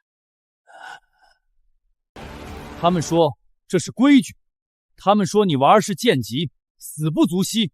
他们说你们是泥腿子，这辈子就该被人踩在泥里。这些人，你该跪吗？你们该跪吗？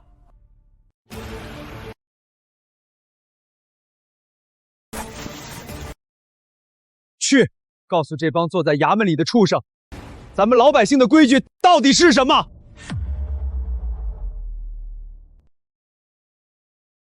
杀！弄死这帮畜生！我还在这儿呢，一帮胆小鬼！你别过来！殿下，这帮刁民要杀官了，老子今天就做这个刁民！杀！还要给二弟报仇！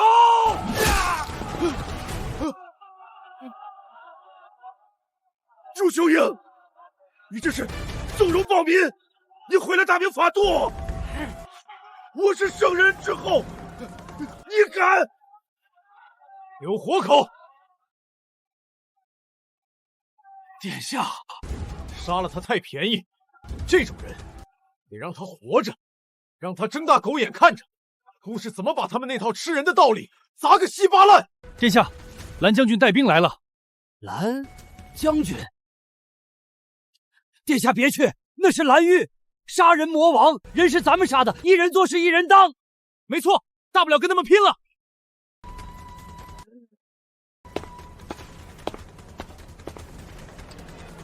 朱雄英，你完了！蓝将军，快杀了他，把这群暴民全杀了，这就是谋反。陈蓝月，救驾来迟，请殿下恕罪。起来吧，舅老爷带兵带得好啊，这么大的雪，1刻钟就到了。殿下闹这么大动静，陛下在宫里桌子都掀了。都给老子听好了，今儿个不是民变，是殿下奉了陛下密旨，特来这应天府衙清君侧诛奸臣。此谣贪赃枉法，鱼肉百姓，罪该万死。殿下心善，借了各位乡亲的手，替天行道，这是奉旨讨贼，听懂了吗？俺们不是造反，有殿下带着你们，造谁的反？那是除害，是立功。殿下千岁！殿下千岁！青龙，把孔凡带下去，别弄死了，也别让他舒服，他是活证据。是。老马，去把丫头安顿好吧，别让她等急了。婉儿，坏人，爹给打死了，咱们不怕了。这是爹新给你买的头绳，你都没来得及扎，爹手真笨，扎得不好看，你可别嫌弃爹。老马，老马，叔，你干啥？咱们是奉旨讨贼，不用死。老马，你怎么这么傻？你不会有事，姑能保你。草民相信殿下，殿下能管活人的事，但管不了地下的事。俺娃儿胆小，以前家里穷，点不起灯油，一到天黑他就不敢动弹，他还没出过远门呢。黄泉路远，听说那地方没太阳，一年四季都是黑的。赵家的管事那个吴大人都在下头呢，他们肯定还在那儿欺负人，俺得去护着他。不怕死，俺怕娃儿在下头喊爹，俺听不见。陛下，曹明，能求您个事儿不？你说。三妹爱干净，等会儿烧的时候，能不能给曹明换身干净衣裳，别让他嫌弃爹丑。好，传飞玉符，你是姑的兵，是大明的功臣，下面哪个小鬼敢拦路，就告诉他，你是皇长孙的人。谢殿下恩典。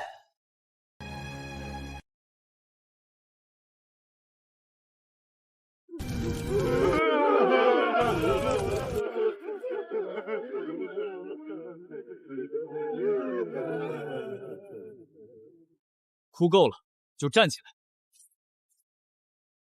老马不想让闺女孤单，他下去了。你们呢？想让老马在下面看着这帮仇人继续在上面花天酒地，听着他们笑话老马是个傻子吗？不想。俺也不想。蓝玉，末将在。姑怕赵家的人腿脚快，跑散了不好找，你派人去守城门。是。锦衣卫在。还有你们，跟姑走。目标，赵府。那帮泥腿子捣鼓出来的玩意儿，确实比银丝炭好使。赵兄，听说蓝玉的大军进城了，不会出乱子了吧？怕什么？蓝玉是疯子又不是傻子，疯子要杀反贼。朱雄英那个毛头小子，以为拿个建国的名义就能翻天，带着一群泥腿子冲府衙，这就是谋反。蓝玉带兵前来，肯定是来平叛的。老爷不好了，那些贱民还有锦衣卫冲咱杀过来了。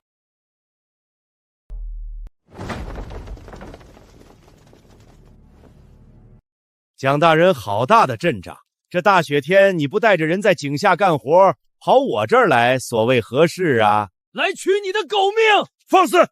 你这刁民！赵家不过是和你们家眷有些债务纠纷。大人所谓的债务纠纷，就是要逼良为娼吗？死了几个人，他们有气，想要抚恤银子，我理解。这样，2000两给你们拿去分了，够了吧？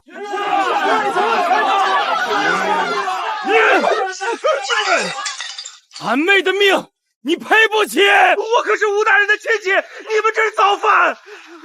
造反？姑在这儿，谁造反？殿下，这群贱民要杀人，您是监国，不能看着暴民造反啊！殿下圣明啊！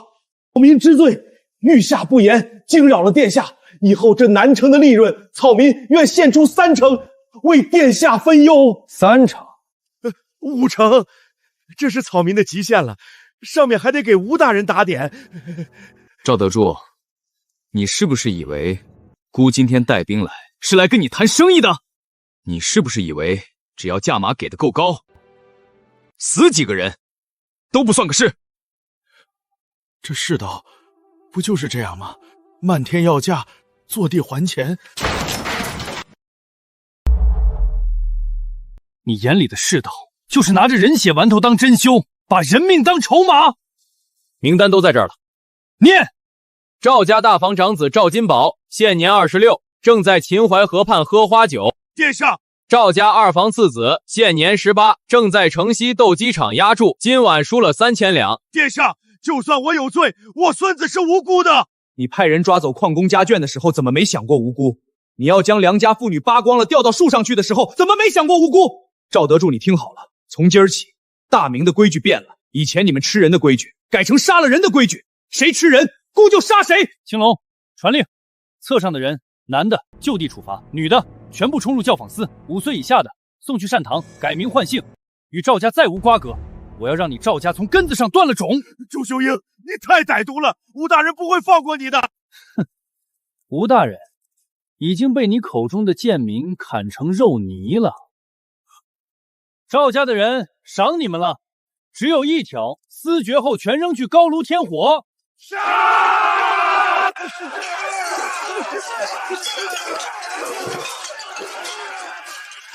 殿下，不必，总得留个出去传话的。都死光了，还被运去西山高炉烧了。千真万确，这个皇长孙比当年的陛下还要暴虐啊！把该叫的都叫上，去午门敲登闻鼓，去告御状。咱们要逼陛下做个选择，是要这暴虐的长孙，还是要这大明的江山社稷？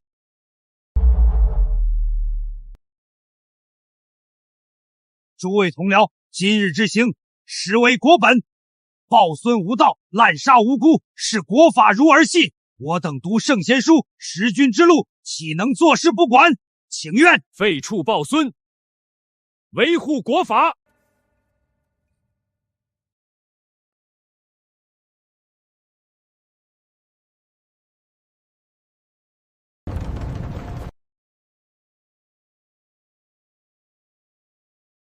这可是午门，他怎么敢？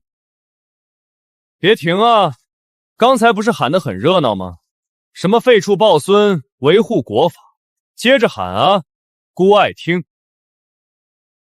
吴王殿下私自调兵围困午门，胁迫百官，是要造反不成？既无圣旨，也无虎符，殿下意欲何为？是想杀臣？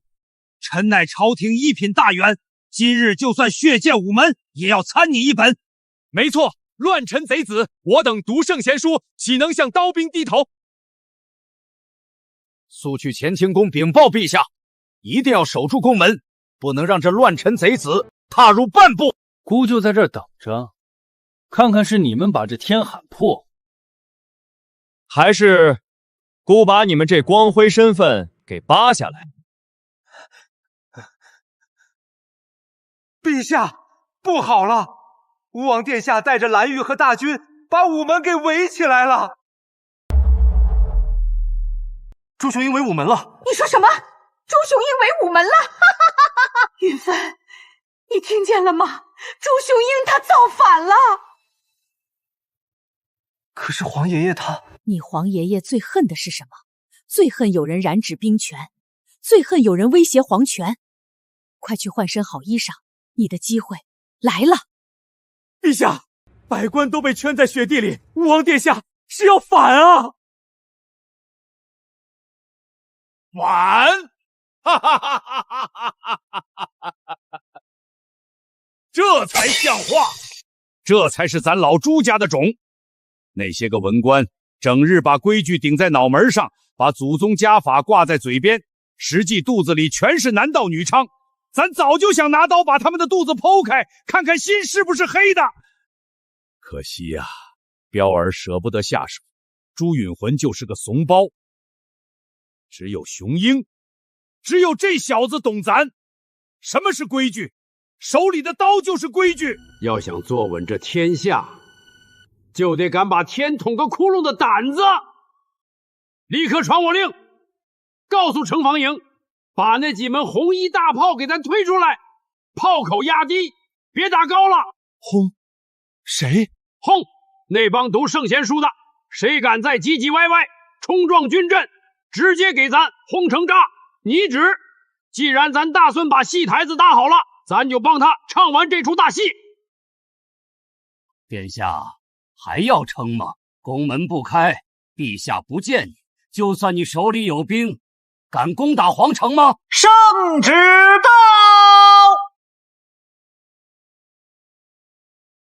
都跪下，恭迎圣旨！乱臣贼子终究难逃法网。奉天承运，皇帝诏曰：朕闻午门之外喧哗嘈杂，有犬吠之声，扰朕清梦。皇长孙朱雄英乃朕之嫡长孙，大明之储君。今闻其率兵至此，朕心甚慰。朝堂之上，朽木为官，禽兽食禄。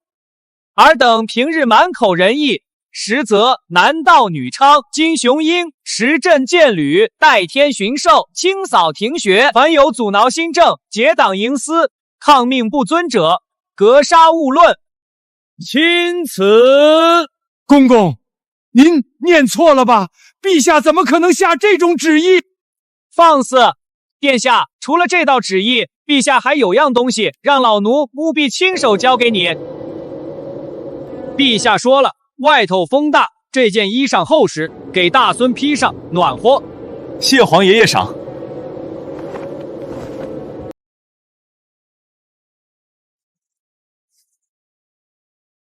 青龙在，把刚才喊得最响的那个拖出来。放开我！我可是不让你们告御状，现在状也告完了，门也开了，旨也下了，就连这龙袍，皇爷都怕姑冷，给姑送了出去。你们所谓的造反，都是皇爷爷递给姑的刀子，来捅你们这群王八蛋的。青龙，去请那位圣人之后出来透透气。是。殿下，你们怎么来了？听闻殿下围攻午门，我们怕您出事，我们相信殿下绝不是会造反之人。来得正好。我是孔家人，身上流的是圣人的血，我有陛下的免死金牌。你们这群丘巴敢动我一根手指头，就是跟天下读书人为敌。朱雄英，你这是在自绝于天下。这大明的文脉，你要亲手断了吗？苏城特供的云雾纱，听说一匹就要20两银子，还得是有功名的举人老爷才配穿。那是自然，孔家世代书香，受朝廷优待，这是规矩。料子不错，这肚子更不错。看来圣人的书没少读，肚子里的油水也没少存。只是不知道，这一身肥肉是多少百姓的骨髓熬出来的。我孔家实意，乃是朝廷恩典，你少在这里妖言惑众。乡亲们，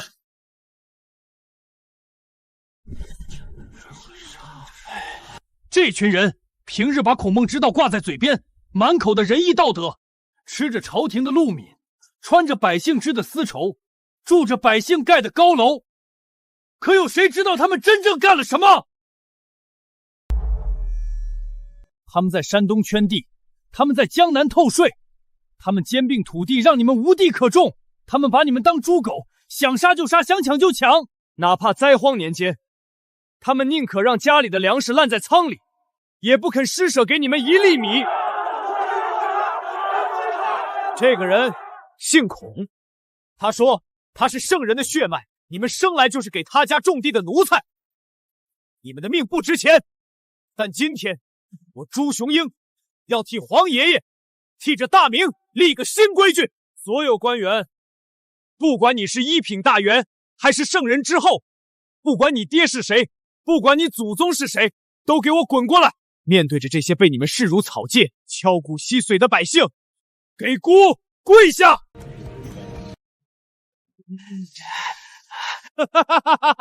朱雄英，没人会听你的，你这是倒行逆施，你是要遭天谴的。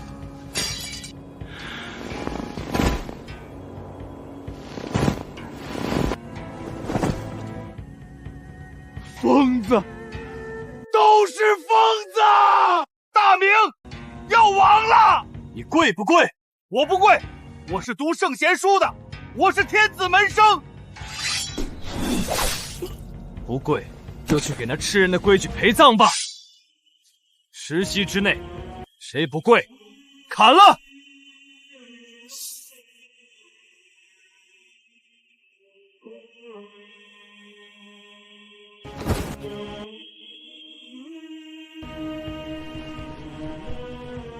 姑为什么要杀这个所谓的圣人之后？为什么要逼这些高高在上的官老爷们下跪？因为他们不配！因为他们不配。100年前，大宋最后的丞相陆淑夫背着8岁的小皇帝跳了海。那一晚，海面被湿透填平，海水被血染红，3天3夜不散。他们说，咱们的脊梁断了，所以猿人来了，他们跪猿人。若是哪天大明没了，第一个开城门投降的绝对是他们。但是，咱们也有一个人，他当过乞丐，当过和尚，他只知道一个道理：汉人不能当狗。那就是咱们的洪五爷，是他把鞑子赶回了漠北，是他废了那些不把人当人的狗屁规矩，是他让咱们的娃能挺直腰板做人。而今天，这群孔家的走狗想要夺他的权，他们想要把那套吃人的规矩搬回来，想要骑在你们头上作威作福。乡亲们，能不能答应？不答应，不答应！跟这帮狗官拼了！护皇爷，护殿下，大明万岁！大明万岁！大明万岁！弟兄们，大风起兮云飞扬，安得猛士兮守四方，惊望，惊望！镇四方，四方，四方！请一声。若问汉家儿郎在何方？在那高岗，在那高岗，看我大明旗帜扬！这是皇爷的歌，给咱撑腰子的歌，唱，都给老子唱！金光，金光，震四方！金冠，金冠，震四方。四方，四方，轻移枪。好啊，好！来人，给咱披甲，咱要去午门，给咱大孙子助阵。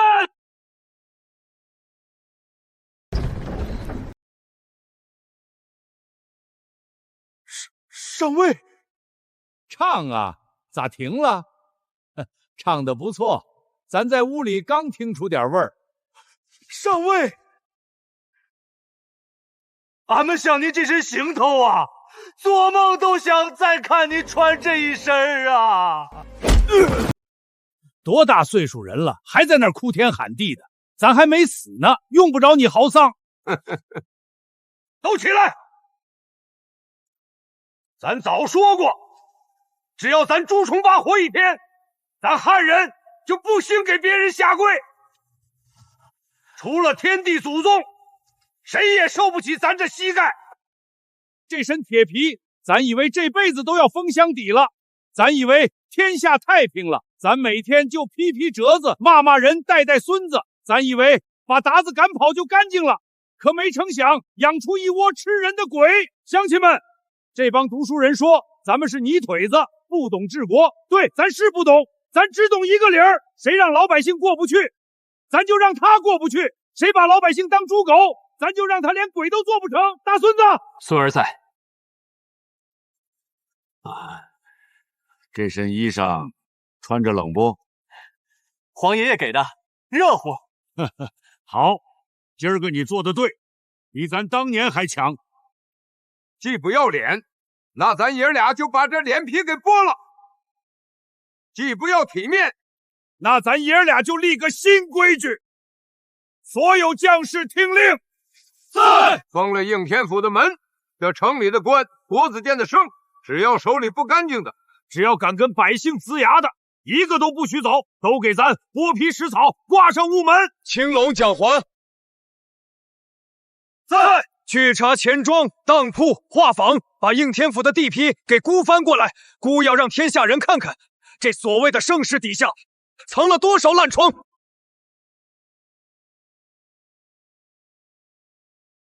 陛下、殿下，截至目前，从吕本、杨敬等973名官员家中，以及关联钱庄、当铺等抄没所得，折合白银共计2100万两。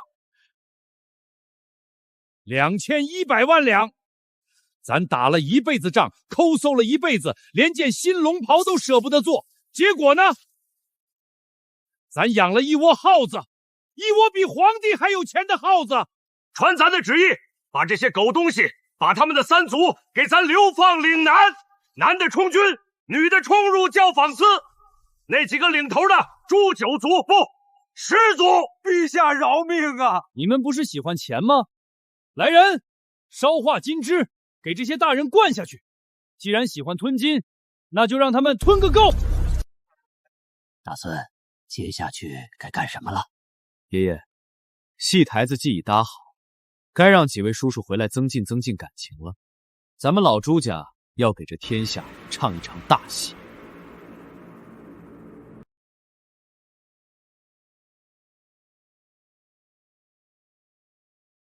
外面怎么没动静了？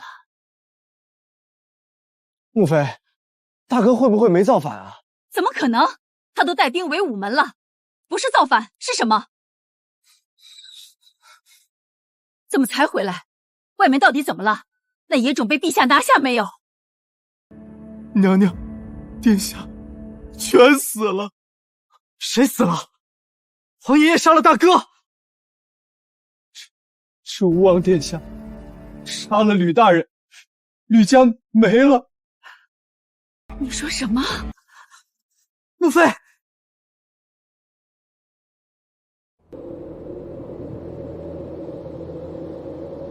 乖乖，老爷子又杀了这么多人，这都犯什么事儿了？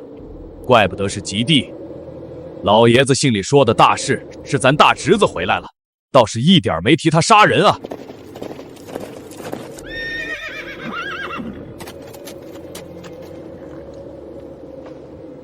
二哥，三哥，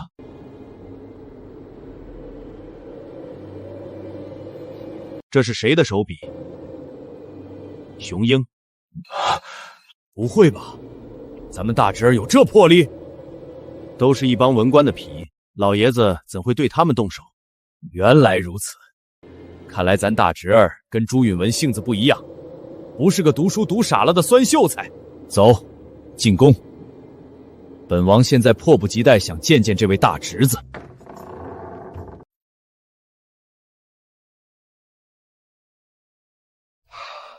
愣着干啥？还要咱请你们进来？爹，儿子想死您了！这小子有魄力。大侄子，你这衣服，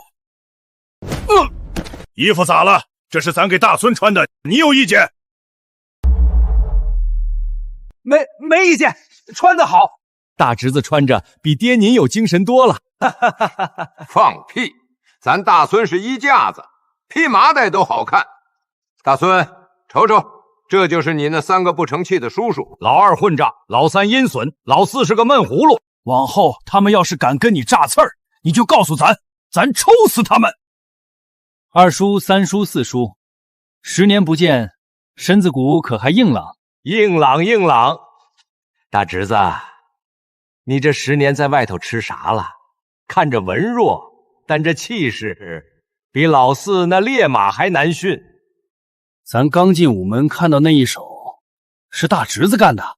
废话，那些贪官贪了2100万两银子，就该挂在午门上被风干。2100万，所有抄没所得，我和爷爷一致决定，分4成，给几位叔叔带回封地当军费。今年达子不老实，几位叔叔辛苦。父皇啥时候这么大方了？咱就说这几个不成器的不敢收吧。这钱得分4成给几个叔叔们。4成？把达子杀干净都不用这么多钱吧？何况你那几个不成器的叔叔，咱估摸着都没胆子收。尤其你那4叔，心思还多。不收，我自有办法让他们收。所以还得先和爷爷演出戏嘛。怎么嫌少？要不咱把这龙椅劈了卖柴火，给你们凑个整？儿臣绝无此意。儿臣是在想，这银子乃是民脂民膏，是那些狗官奸商吸干了百姓的血攒下来的。大侄子说分给我们，那一定是在考验我们能不能守住本心。儿臣身为藩王，10军之路，若是拿了这赃银，以后死了有何面目去见列祖列宗？这钱儿臣一文不要，全部上缴国库，孝敬父皇。二哥说的对，儿臣也是这么想的。这钱还是父皇收着安全。老四，你咋不说话？父皇，儿臣在北平打仗，知道军需艰难。儿臣若是因为一点私心就拿了这救命钱，那儿臣就不配姓朱，更不配做大明的塞王。儿臣愿为大明戍边，分文不取。若为此事，天打雷劈！哈哈哈哈哈！大孙，你看看，这可是你叔叔们一片孝心啊，非要给咱，那咱也不能寒了孩子们一片赤诚之心，不是？跪着了，都起来吧！谢皇上。既然钱充了公，侄儿也不能让叔叔们白跑一趟。正好军器局那边送来了一些新玩意儿，几位叔叔不妨一起去看看。好歹有200万两啊，现在连根毛都看不见了。钱重要，命重要，老爷子的性子你不清楚吗？大侄子，军器局那帮废物造的东西我太清楚了，要不咱们就别浪费时间了吧？几位叔叔既然来了，看完再骂也不迟。有股味儿，不是火药，像是钢。哟，这卖相不错。好家伙，全是金刚卷的枪管。大侄子，你日子不过了。这么好的钢口，打成横刀，一把能换达子5匹好马，你就拿来做这玩意儿？父皇，你管管这败家子儿吧，咱边军将士连填铁甲都配不起，他拿百炼钢听想玩？大孙，你这就过分了啊！这钢要是打成锄头，能开多少荒地？好钢用在刀刃上，这话没错。但若是这把刀能让达子的精骑在80步外就人仰马翻，连人带甲打个对穿，这钢还算浪费吗？大侄子，牛皮吹破了可不好收场。你四叔我在北平跟达子玩了这么多年命，最好的手冲30步内破甲，50步外弹丸飞哪儿全看老天爷心情。80步破甲，除非你是神仙，有天眼。是不是神仙？四叔上手试试不就知道了。四叔，这是碎发枪，不用火，看见那小把手了吗？那是击锤，扳开扣激活就行。中了。这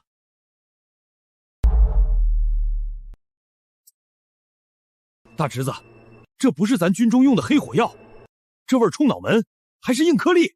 四叔识货，这火药配方改良过，威力是寻常火药的3倍，不然如何80步破甲？这枪有多少？爷爷，您看四叔这急性子，刚才还说分文不取，现在看见杀人利器，价都不问就要把货端走。老四叔狗脸的，你第一天知道。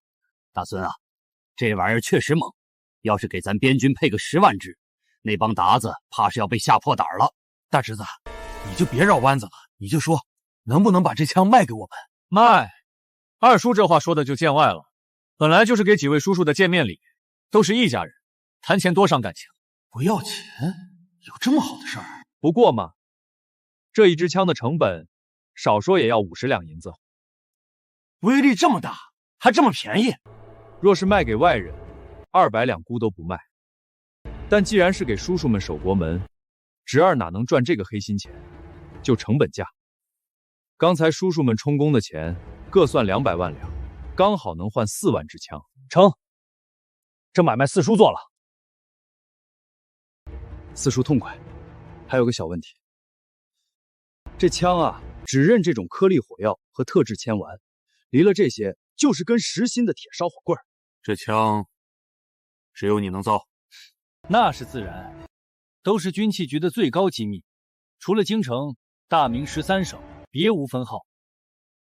这哪是卖枪啊，分明是给咱们套狗链子。大侄子，你这招损啊！咱们拿了枪，还得年年求着你买火药，那火药怎么卖？不贵，1枚定装弹1000银子。1颗鸡蛋才几文钱，你这听个响就是1000银子，老子一顿饭打个10发就没了。二叔，账不是这么算的，养一个弓箭手要多少钱？练多少年？这火枪手随便拉个农夫，练10天就能上阵。1000银子买达子的一条命，买咱们大明军族的安全，难道咱老朱家子弟兵的命还不值这1000银子？好手段！大侄子，四叔服了，这碎发枪和火药我都要，只要能杀达子，这钱就花得值。二叔要了，三叔也要。叔叔们大气，来来来，咱们去桌子那儿把字签一下。首批4万支，3位叔叔按需分配。为了支持国防，第一批弹药估送你们，每枪30发，后续的按季订购，概不赊账。坏，这小子真是坏的流油，但他娘的怎么就这么解气呢？母妃，我今日去夫子庙，想联合书生和明事理的百姓去皇爷爷面前告大哥的暴行，可百姓们都说大哥是在为民除害，说我们这帮读书人是伪君子，是吃人的鬼。为什么我明明施以仁义，百姓却没有感恩戴德呢？允芬，听说你那几位叔叔回来了，这世道变了，但人心不会变。一个暴君对藩王能有多少好脸色？你要抓住最后的机会。你过来。真能行吗？不行也得行，咱们吕家靠你了。妹子，你好好看看，咱大孙穿着咱的衣服给你磕头了。这孩子该仁厚时仁厚，该动刀子就动刀子，跟他叔叔们耍起心眼也是毫不手软。咱们老朱家的基业有人护了啊！奶奶，您放心，只要孙儿在一天，这大明就不会乱。爷爷，孙儿也会替您看着，不让他太累，也不让他乱杀人。哎，告黑状是不是？今儿这戏演的过瘾，咱就不跟你计较了啊！陛下、殿下，燕王传信。四叔，有何事？燕王命人传信说，皇太孙殿下召他去东宫，似要密谋什么。还真是秋后的蚂蚱，咱倒是要看看他要怎么蹦他。走，去东宫。四叔，大哥他连圣人之后都敢杀，对朝中大臣如此狠辣，不是暴君是什么？这样的人还有亲情吗？将来他必将收你们兵权，将你们圈禁于高墙之内，您甘心吗？本王倒觉得，敢杀文官，敢用重法，敢冒天下之大不，这样的人做江山，只要我这做叔叔的不造反，他就能容得下咱们，因为他足够强。只有弱者才会整天削弱自家人来找安全感。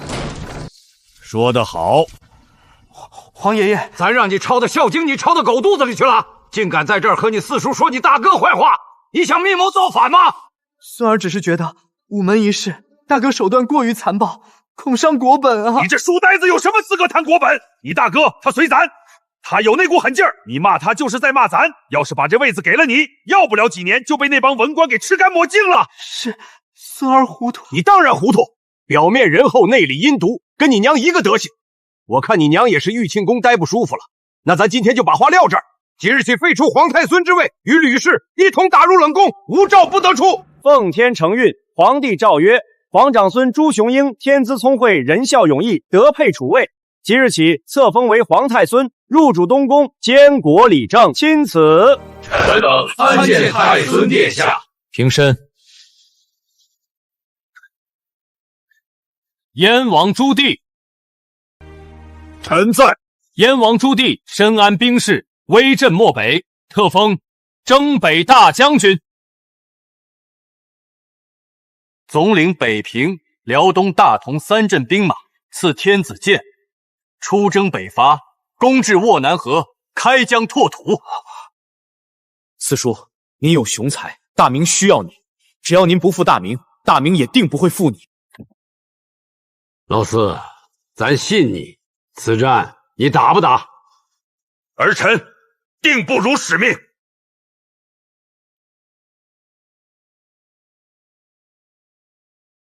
云堂，大哥，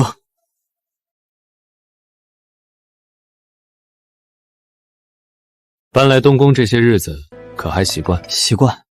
大哥，二哥他若安心读书思过，或许还有救，你不必担忧。有没有考虑过自己？我？你年纪尚小，心思纯良，但书读得多。大哥想让你帮忙做件事。何事？国子监那帮大儒都跑去山东了，现城内学府乱作一团。大哥想让你以皇孙的身份去督学监考，不看出身，只看才学。若有寒门子弟才华突出，可直接举荐给我。您是想？大明不能只靠勋贵和士族，咱们得给老百姓一个上升的阶梯。允腾，这件事你能做好吗？能，定不负大哥期待。陛下，殿下，燕王已出塞，首战告捷，歼敌3000。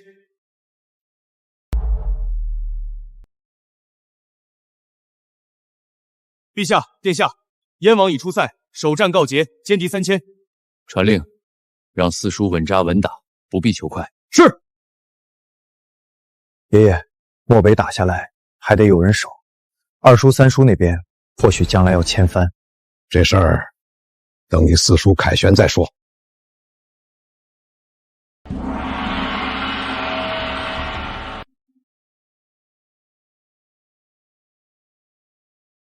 父皇，漠北已定，儿臣朱棣信不辱命。好，好，咱老朱家都是好样的，没给咱祖宗丢人。太孙殿下，臣交令。四叔辛苦了。诸位，燕王踏破万难河，漠北永定，此乃大明之幸，华夏之幸。大明万岁！大侄子，四叔这一声足矣。这话四叔可说早了，这才刚刚开始，外头还有更广阔的世界。总有一天，我大明的舰队要驶向四海，让万国来朝。